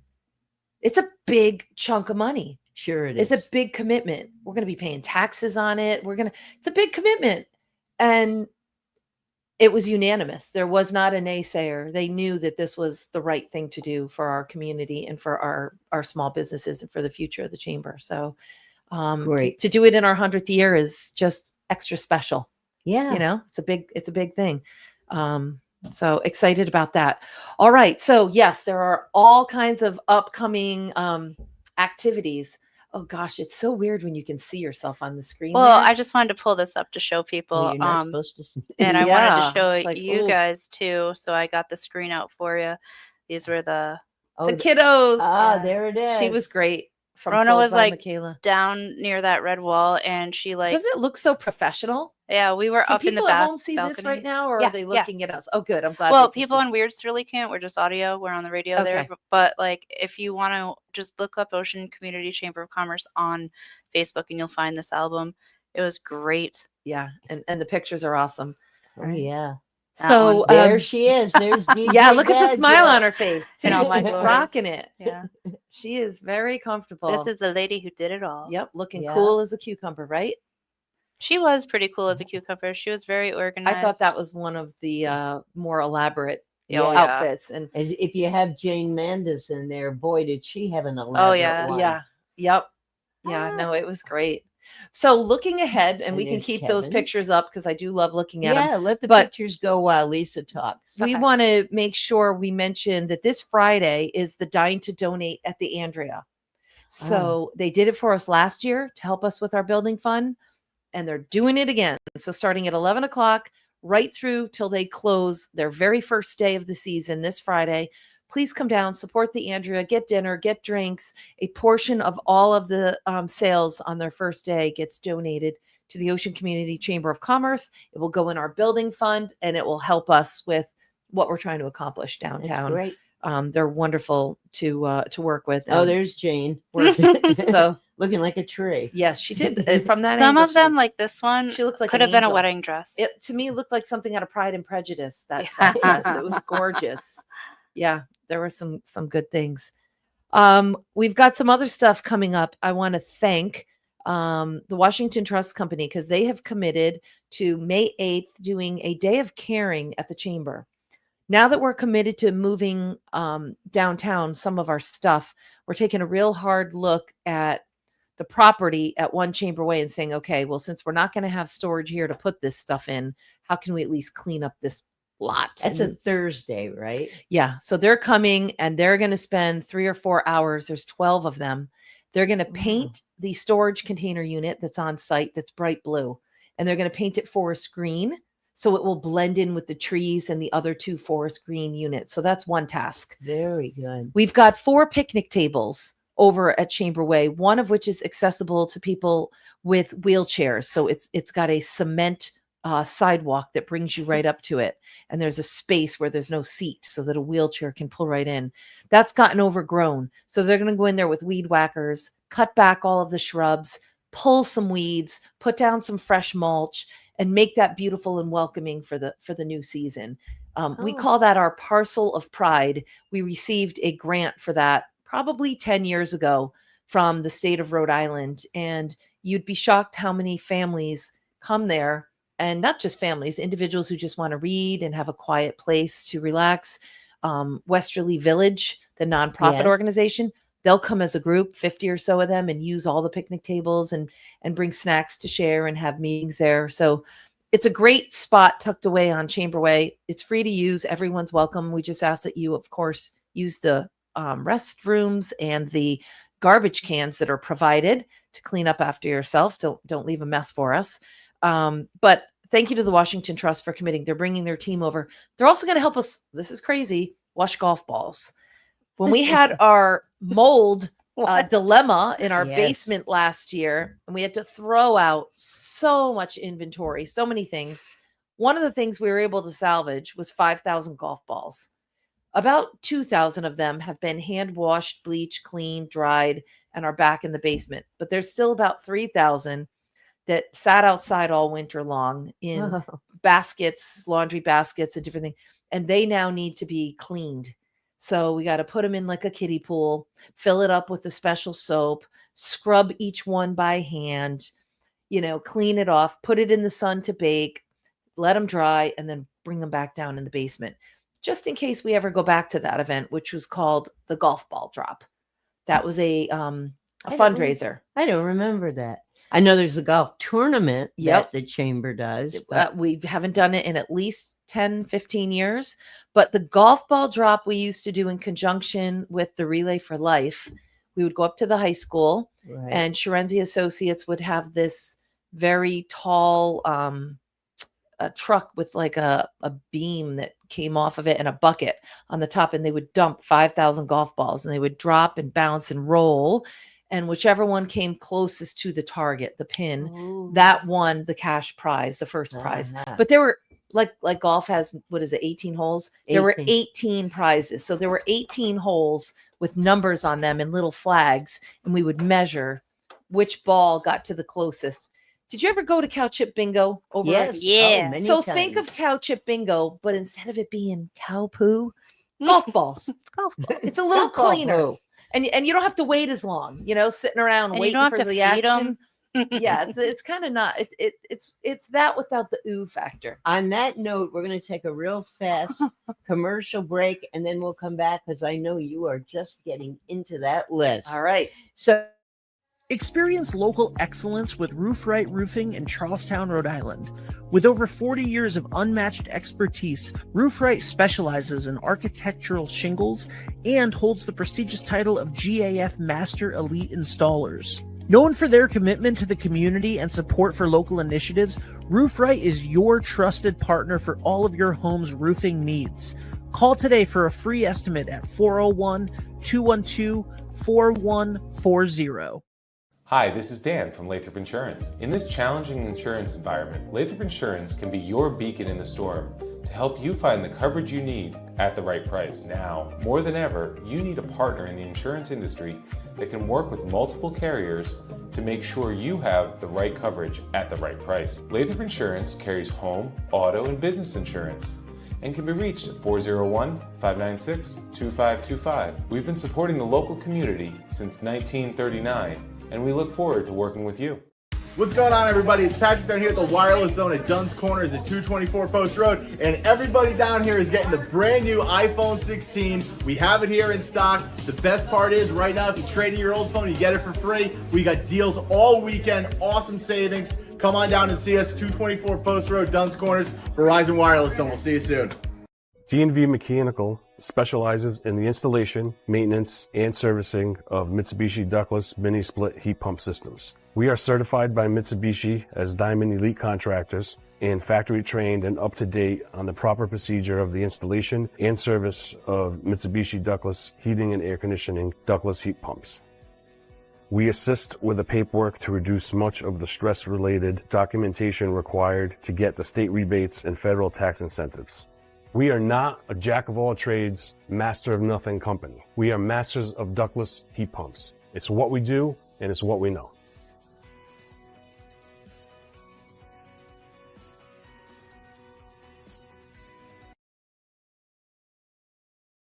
We are back with Lisa Konicki from the Chamber, and she's got just a little less than a half hour to go through A long list. That's A okay. We very can do long it. We list. can do it. Oh, you always do. So we don't want to forget Fusion. Fusion is next weekend. It's May Friday 9th. night, right? Friday night. We're going to rock the Velvet Mill in Stonington. We're going to take the place over. Last year we had over 400 attendees. We're looking for that same kind of Do you still need crowd. help? Always, we need people to serve. I'll come food. again. Oh, I I'm gonna had fun put you last- down as a I volunteer. had a lot of fun last year. I appreciate you. It is fun. You get to meet all kinds of great people and see the artistic process unfold, right? Yes. It's Because you get there early and the models are still being painted. they're still and- nervous and cold, and and then an hour or two later, Nobody's talking to anyone. they're not cold, they're bold, and then they're Yes. feeling really courageous. And then all of a and- sudden the doors open and it's like they've come from, it's like the Exodus from Egypt or Yeah. something. It is fun. Lots of great food. The band Sugar is always a huge draw Yes. for us as well. And they have their own fan following. base. They do. Sure they do. So we're happy to work with them. Of course, they're mostly local. A lot of them are from Pawcatuck and Stonington area. But Fusion's $30 in advance, $40 at the door. So save yourself the money, buy the ticket in advance. Obviously, a volunteer does not pay. We are just thrilled to have your assistance. So maybe you work a couple hours, we relieve you, you go dance a little bit, have some other food, and Yeah, check I out was- the fun. I was pouring wine last year. Yeah, good. That Good. One for you, one for me, right? Yeah. Two for you, one, two There you for go. me.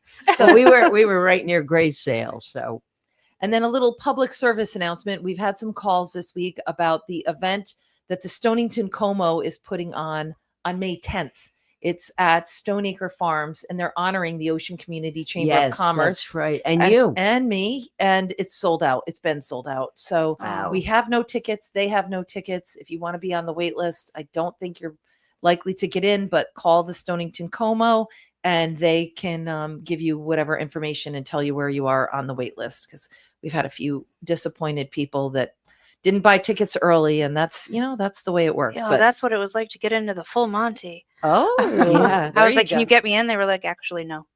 They should have added shows, right? Right? Extend They that did. run. Oh, they They did. did. And they sold right Yeah. away. Wow. Well, they were onto something. Yeah. May 14th is our business after hours at the Westerly Community Credit Union. Dunn's So, Corner. that's an excellent question. I think that's what it said on. I would actually have to look it up. Oceanchamber.org. Forgot that we've got a couple of different locations. Maybe Yeah. somebody. I'm almost we'll look it up. positive it said that it Oh, was. I think I Dunn's see someone Corner. looking it up. So 5 to 7 for $5. Where are you going to go and get some beer, wine, food, and network with great people? You can't beat it. And if you walk in the door and you don't know anyone, just say hi to me or my staff, and we will walk you around and introduce you to everyone. And in you the will room. when you leave. Yeah. You'll know Oh, yeah. people. You'll feel like family. Right after that, we have on the 20th of May, a program at the chamber. It'll be the second one of a series of 5. It's called the Art of Effective Communication. It is a free professional development program by Dorigo, free to our members. Today we provided pizza and salad from Nestor at Supreme Pizza. And there was about 6 people there, and every one of them came out saying, totally worthwhile. I'm signing up for the next one. Really good. Time well spent. So Good. that's a good evaluation from our very first program. So it's only an hour if you're looking for something to do where we feed And this you. is the kind of thing that the chamber does for its members, and people in town that aren't members of the chamber. I just want to hit them. Oh, well, I'll be I less. really do. I'll be less violent. I would like to invite you to come check us Yes. out and No, I make mean, they- believers out of. They out get of the them. benefit of what other businesses do, and it isn't right because you are a wonderful buy and you do so much for your members. Well, we hope to have a membership drive over the next month. In the month of May, the board's committed to doing it because, we don't tout our benefits that much, and we don't have a salesperson. So you really don't hear about us out there selling. A lot of times when someone joins us, they found us, they heard about us, they were referred to us, whatever. And we're going to just kind of take a step back and say, all right, let's do a concentrated effort for a day or two and tell our story and invite people that maybe they haven't joined because we never asked them, or they don't even know what they're missing. So the board has committed to doing that. And I'm hoping we're able to welcome another, who knows, 10 or 20 new members over the course of May. What did you find? Speaking of members, the business after hours is at the Duns Corners, Westerly Community Thank Credit you Union. for confirming. And Thank you to Grace. And we're going to update the website as well because it's not as descriptive, but Grace is getting on that right now. Good catch. See, when you ask good questions, you get good information. She's amazing. So then, of course, the biggie, Virtu Art Festival, right across the street in Wilcox Park. Alan was promoting that before. Thank you, Alan. Thank you, library, because we couldn't do it without you hosting it. We've got about 145, I believe, artists so far. We will probably get close to around 160 by the time the show arrives. That's pretty common with where we've been in the past. And it's eclectic. It is not just paintings. The paintings are beautiful. Oils, acrylics, pen and ink, all of those things that you might expect. But you also have handmade furniture, gorgeous jewelry that is made by hand, clothing that is hand painted or handmade for children and for adults, dog collars, belts, leather purses, pottery, glass, Woodworking. all kinds of woodworking. I thought one of my favorites, and it'll always stick with me, is this guy he took things like a old radio He made lamps out of them. I love that guy. It's very cool. Yeah, I don't know if he's coming back. I haven't looked at the full list, but he kind of is like a junkyard dog. He goes and he finds these really weird industrial there was things. a transmission lamp. But it's cool. So if you know somebody that works in the auto industry, you know that's like a personalized gift. Yeah. And it's a one-of-a-kind piece of art. It would be a very, we didn't own the shop then, but I was like, dang it. I had no idea we were buying a shop. So I'm sure you could track them down. Yeah, And no, I'm gonna. they would be like, remember that transmission lamp? I need it. There you go. And another thing I like about most of the artists there understand you're not down to maybe buy their $1,000 painting, but they have prints and then they have postcards, and so there is something for everyone. I bought a whole bunch of postcards. I am obsessed with postcards. It was just a very dark artist. She was very cool. She would draw like a bird, but part of you felt like it was Coraline's bird. Oh, it was very cool. So interesting. Yeah, I bought a bunch of. Okay, so what else? And that is when That's Memorial Day weekend. So it's Saturday, the 24th of May from 10 a.m. to 5, Sunday, 10 to 4. We are desperate for volunteers. I cannot state that enough. Desperate. What do we need help?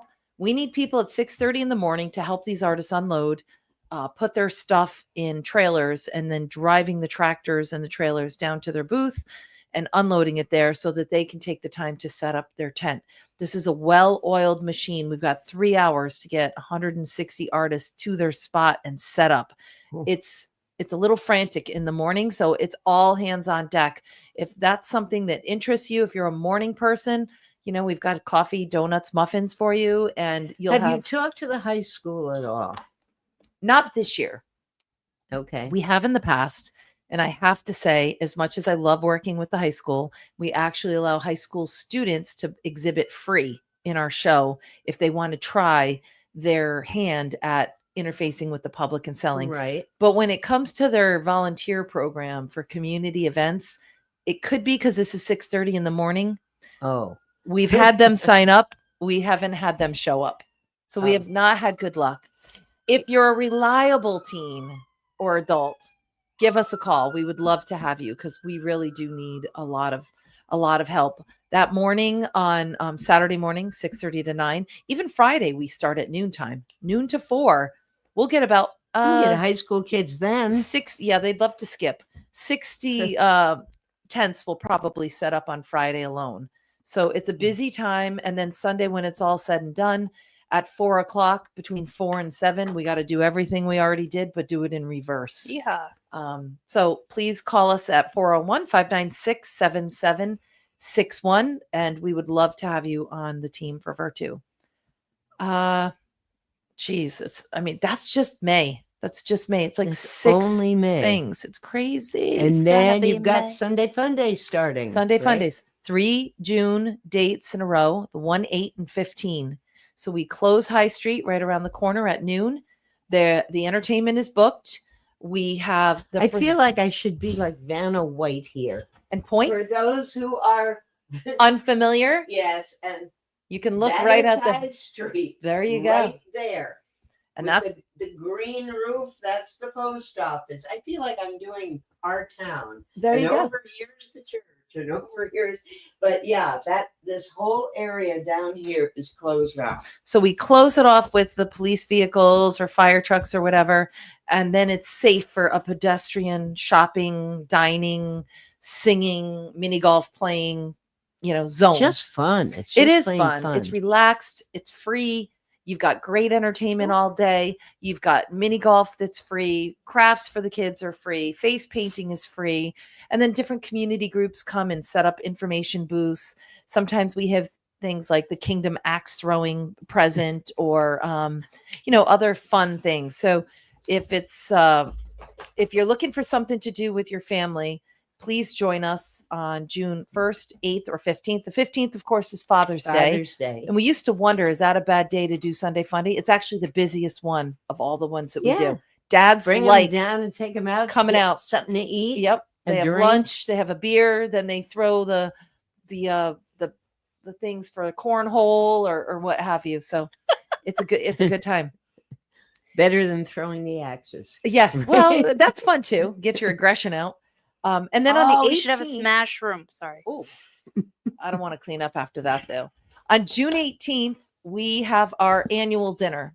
So that's our big farewell to the fiscal year. That is our, hey, this is what we did this past 12 months. This is who helped us do it.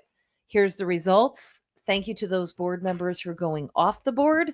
Welcome to the new victims coming on the board and honoring 2 individuals. This year, Stephen White, the president and CEO of Westerly Community Credit Union.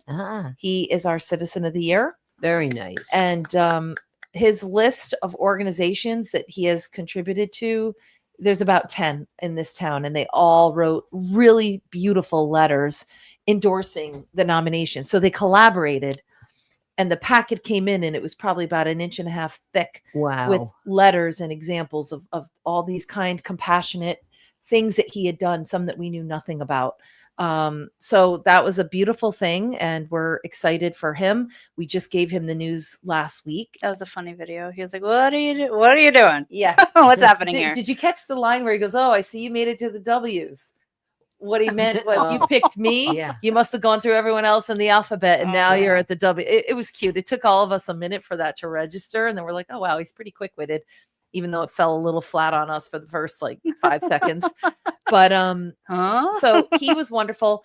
And then Frank Ritacco of Ritacco Electric is also an amazing man. He does so much for you, especially the lobster trap tree. That's huge. If I had to calculate, I mean, it's in the thousands of dollars every single season that he donates with his time and his staff's time, putting that temporary electrical apparatus up in the middle of that field and powering all those lights and checking every single bulb and make sure that the night of lighting, that they are all working perfectly and they come on when we hit the switch. And if there's ever an issue during the 6 weeks it's up, Frank is a phone call away, and then doing all that in reverse and never sending us a bill and helping us with starry lights. It's his team that lights up. Sounds like you picked two of the best people. Yeah.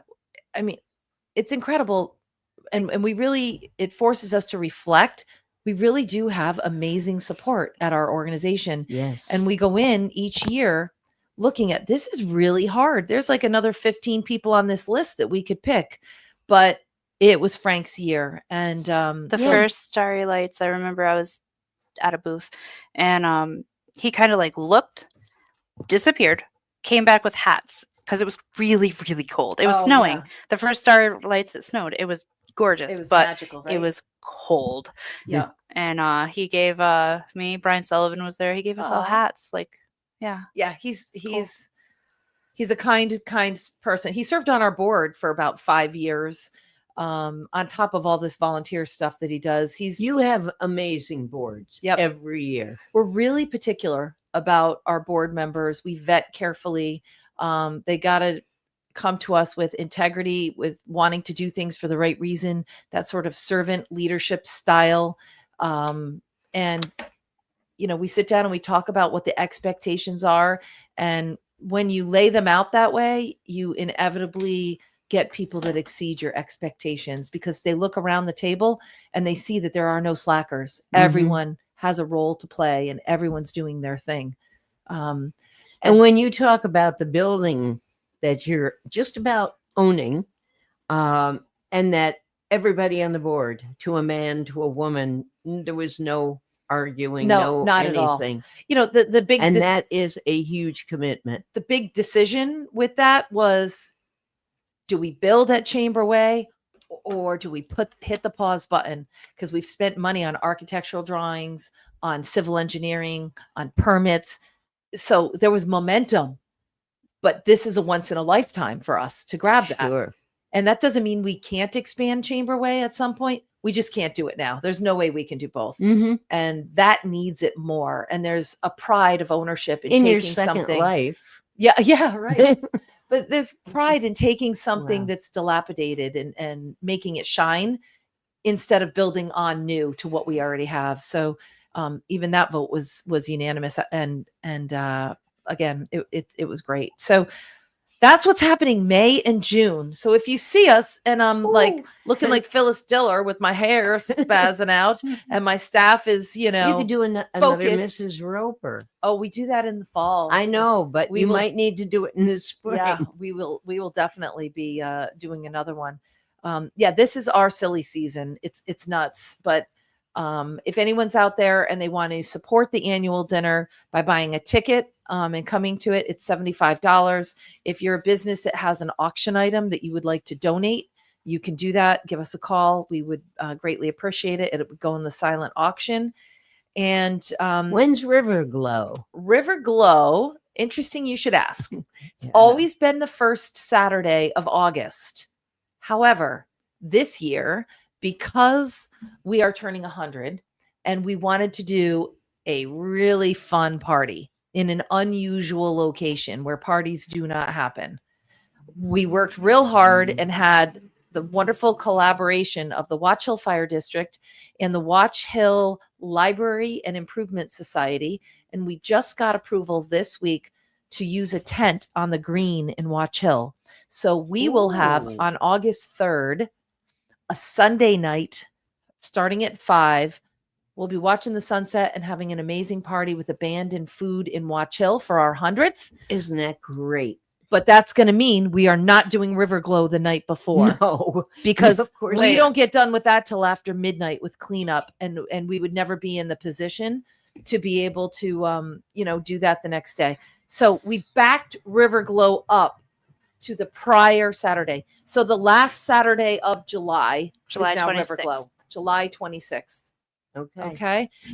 So sorry if anybody was counting on it for the first week. Hey, you'll be here a couple of times before and you'll be reminding us. Yes. Yeah. So the show's going on. We haven't given up one thing for our 100th year. We just keep lopping more on. But that was too special in terms of a location. Of course. Because we've never, we've done events in the park, we've done events uptown, we've done events at the Where will Armory. people park their cars? So across the street at Watch Hill Court, that little hotel, we'll have some parking there. And we'll also have parking behind Lily Pulitzer. Yeah. The fire district has that lot back there. So there'll be plenty of parking for our people. Good. And we're looking forward to, I don't know who the band is. I know that Michelle Grayson, who is chairing the event, has already lined up the band. Watch Hill Catering will be catering, and it's going to be a grand affair. So thank you. Of course. And mark your calendar. So we hit two birds with one stone with River Glow and that. Another announcement that I wanted to make, and it's a thank you really, is to Patrick Lynch at Verizon Wireless. Because of his incredible volunteerism, everything from helping us unload, helping stuff Easter eggs, volunteering at the Lobster Tree, dressing as Santa, and being on the hay rides for our events at the holiday season, and so many other things he's involved in. Verizon Wireless is making a $5,000 grant to the chamber this year in honor of Patrick and his team's level of commitment to our organization. Isn't that great? Yes. Timing is perfect. And we're deeply appreciative. And Patrick's getting married next week. He is? What? He is. So on top of a thank you to Patrick, congratulations. To Patrick. A little early. Have a great time. So, yep. He's a wonderful man, and we're very blessed to have him in our volunteer pool.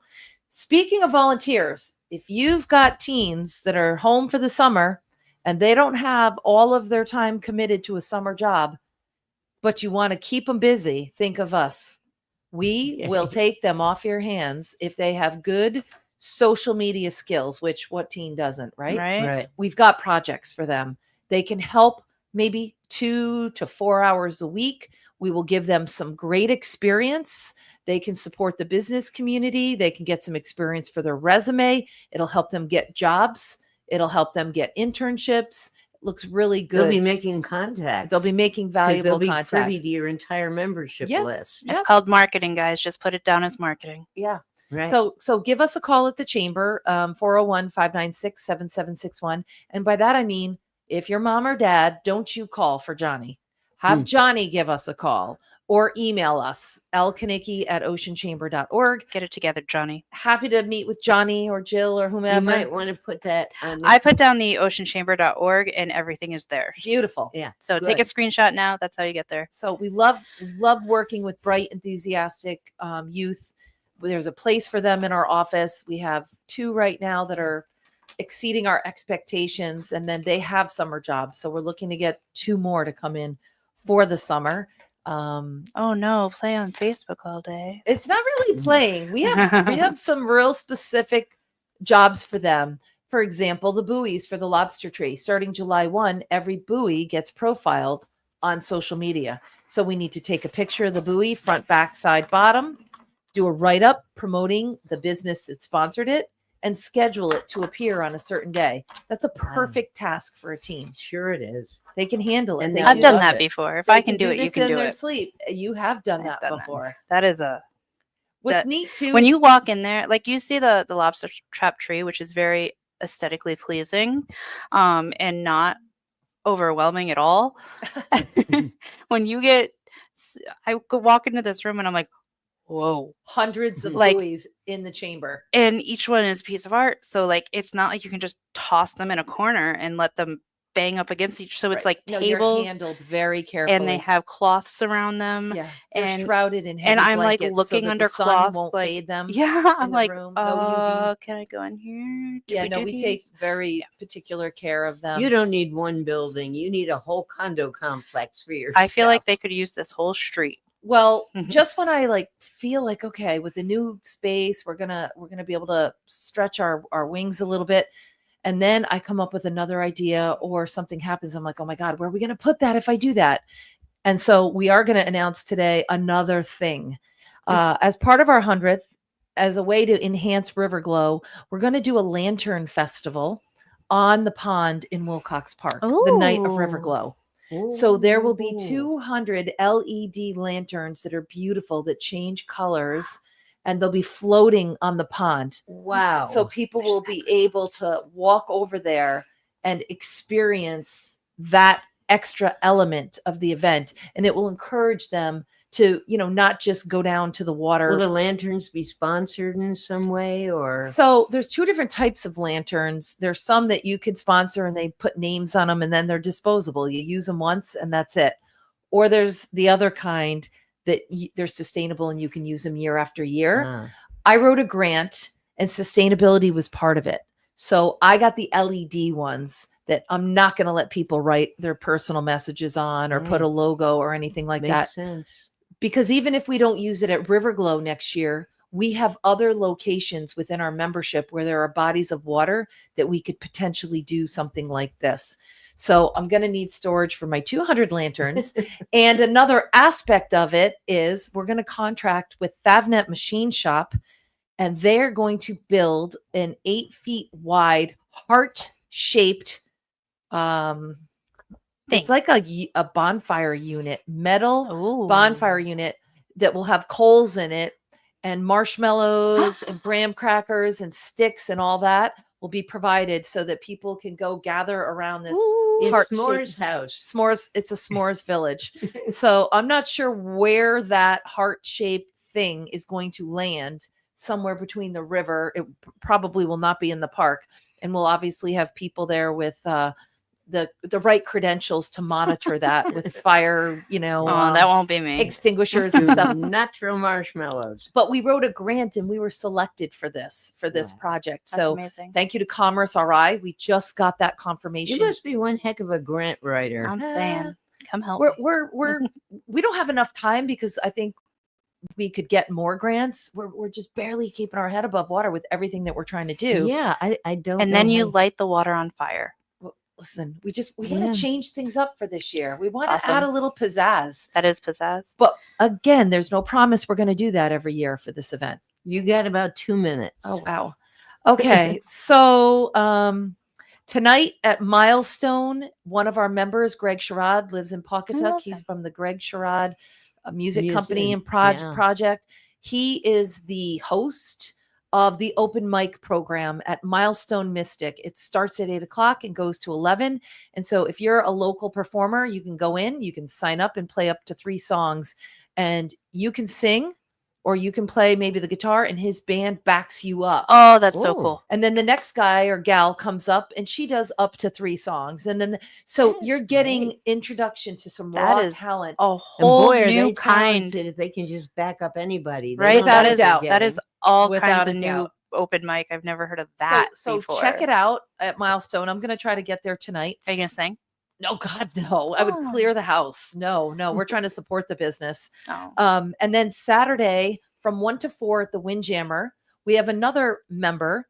His name is Keto Rodriguez, also lives in Pawcatuck, and he plays classic hits and modern music and covers, and he'll be from 1 to 4 at the Windjammer. So if you want to do something outside, hopefully it's going to be sunny.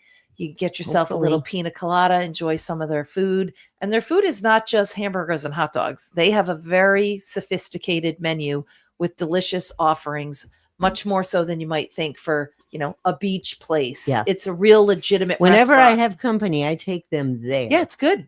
It's legit. Yeah. And of course they own Chillingham's delicious- downtown, Oh which my is gosh. really salmon. amazing. They I have want to the go there so best bad. I haven't been there chowder. yet. Yep. So that's my plug for support local music. It's always For support sure. local everything, but I'm And gonna finish with that. And Okay, we're on well, Weirdsterly, and that's what we do. next week we will have, it is the first of the month again. It seems like we just had them. But next week, May 7th, we'll have Bridget Hopkins and Bill Ancelata from the library. We'll have Detective Howie Mills from the Westerly PD. And I always have to check with him. I ask him, are you bringing 2 legs or 4? Because if he brings one of the police dogs, our co-producer might have to stay home. We don't know. Maybe. But thank you, DJ Gadget. Thank you, Roxy the Radio Dog. Thank you, Lisa Konicki. My pleasure. And thank all of you Have a great week and weekend. Remember, take a risk, take a chance. There's your perfect example. You never know how it'll turn out. Just don't do it on the road. See you next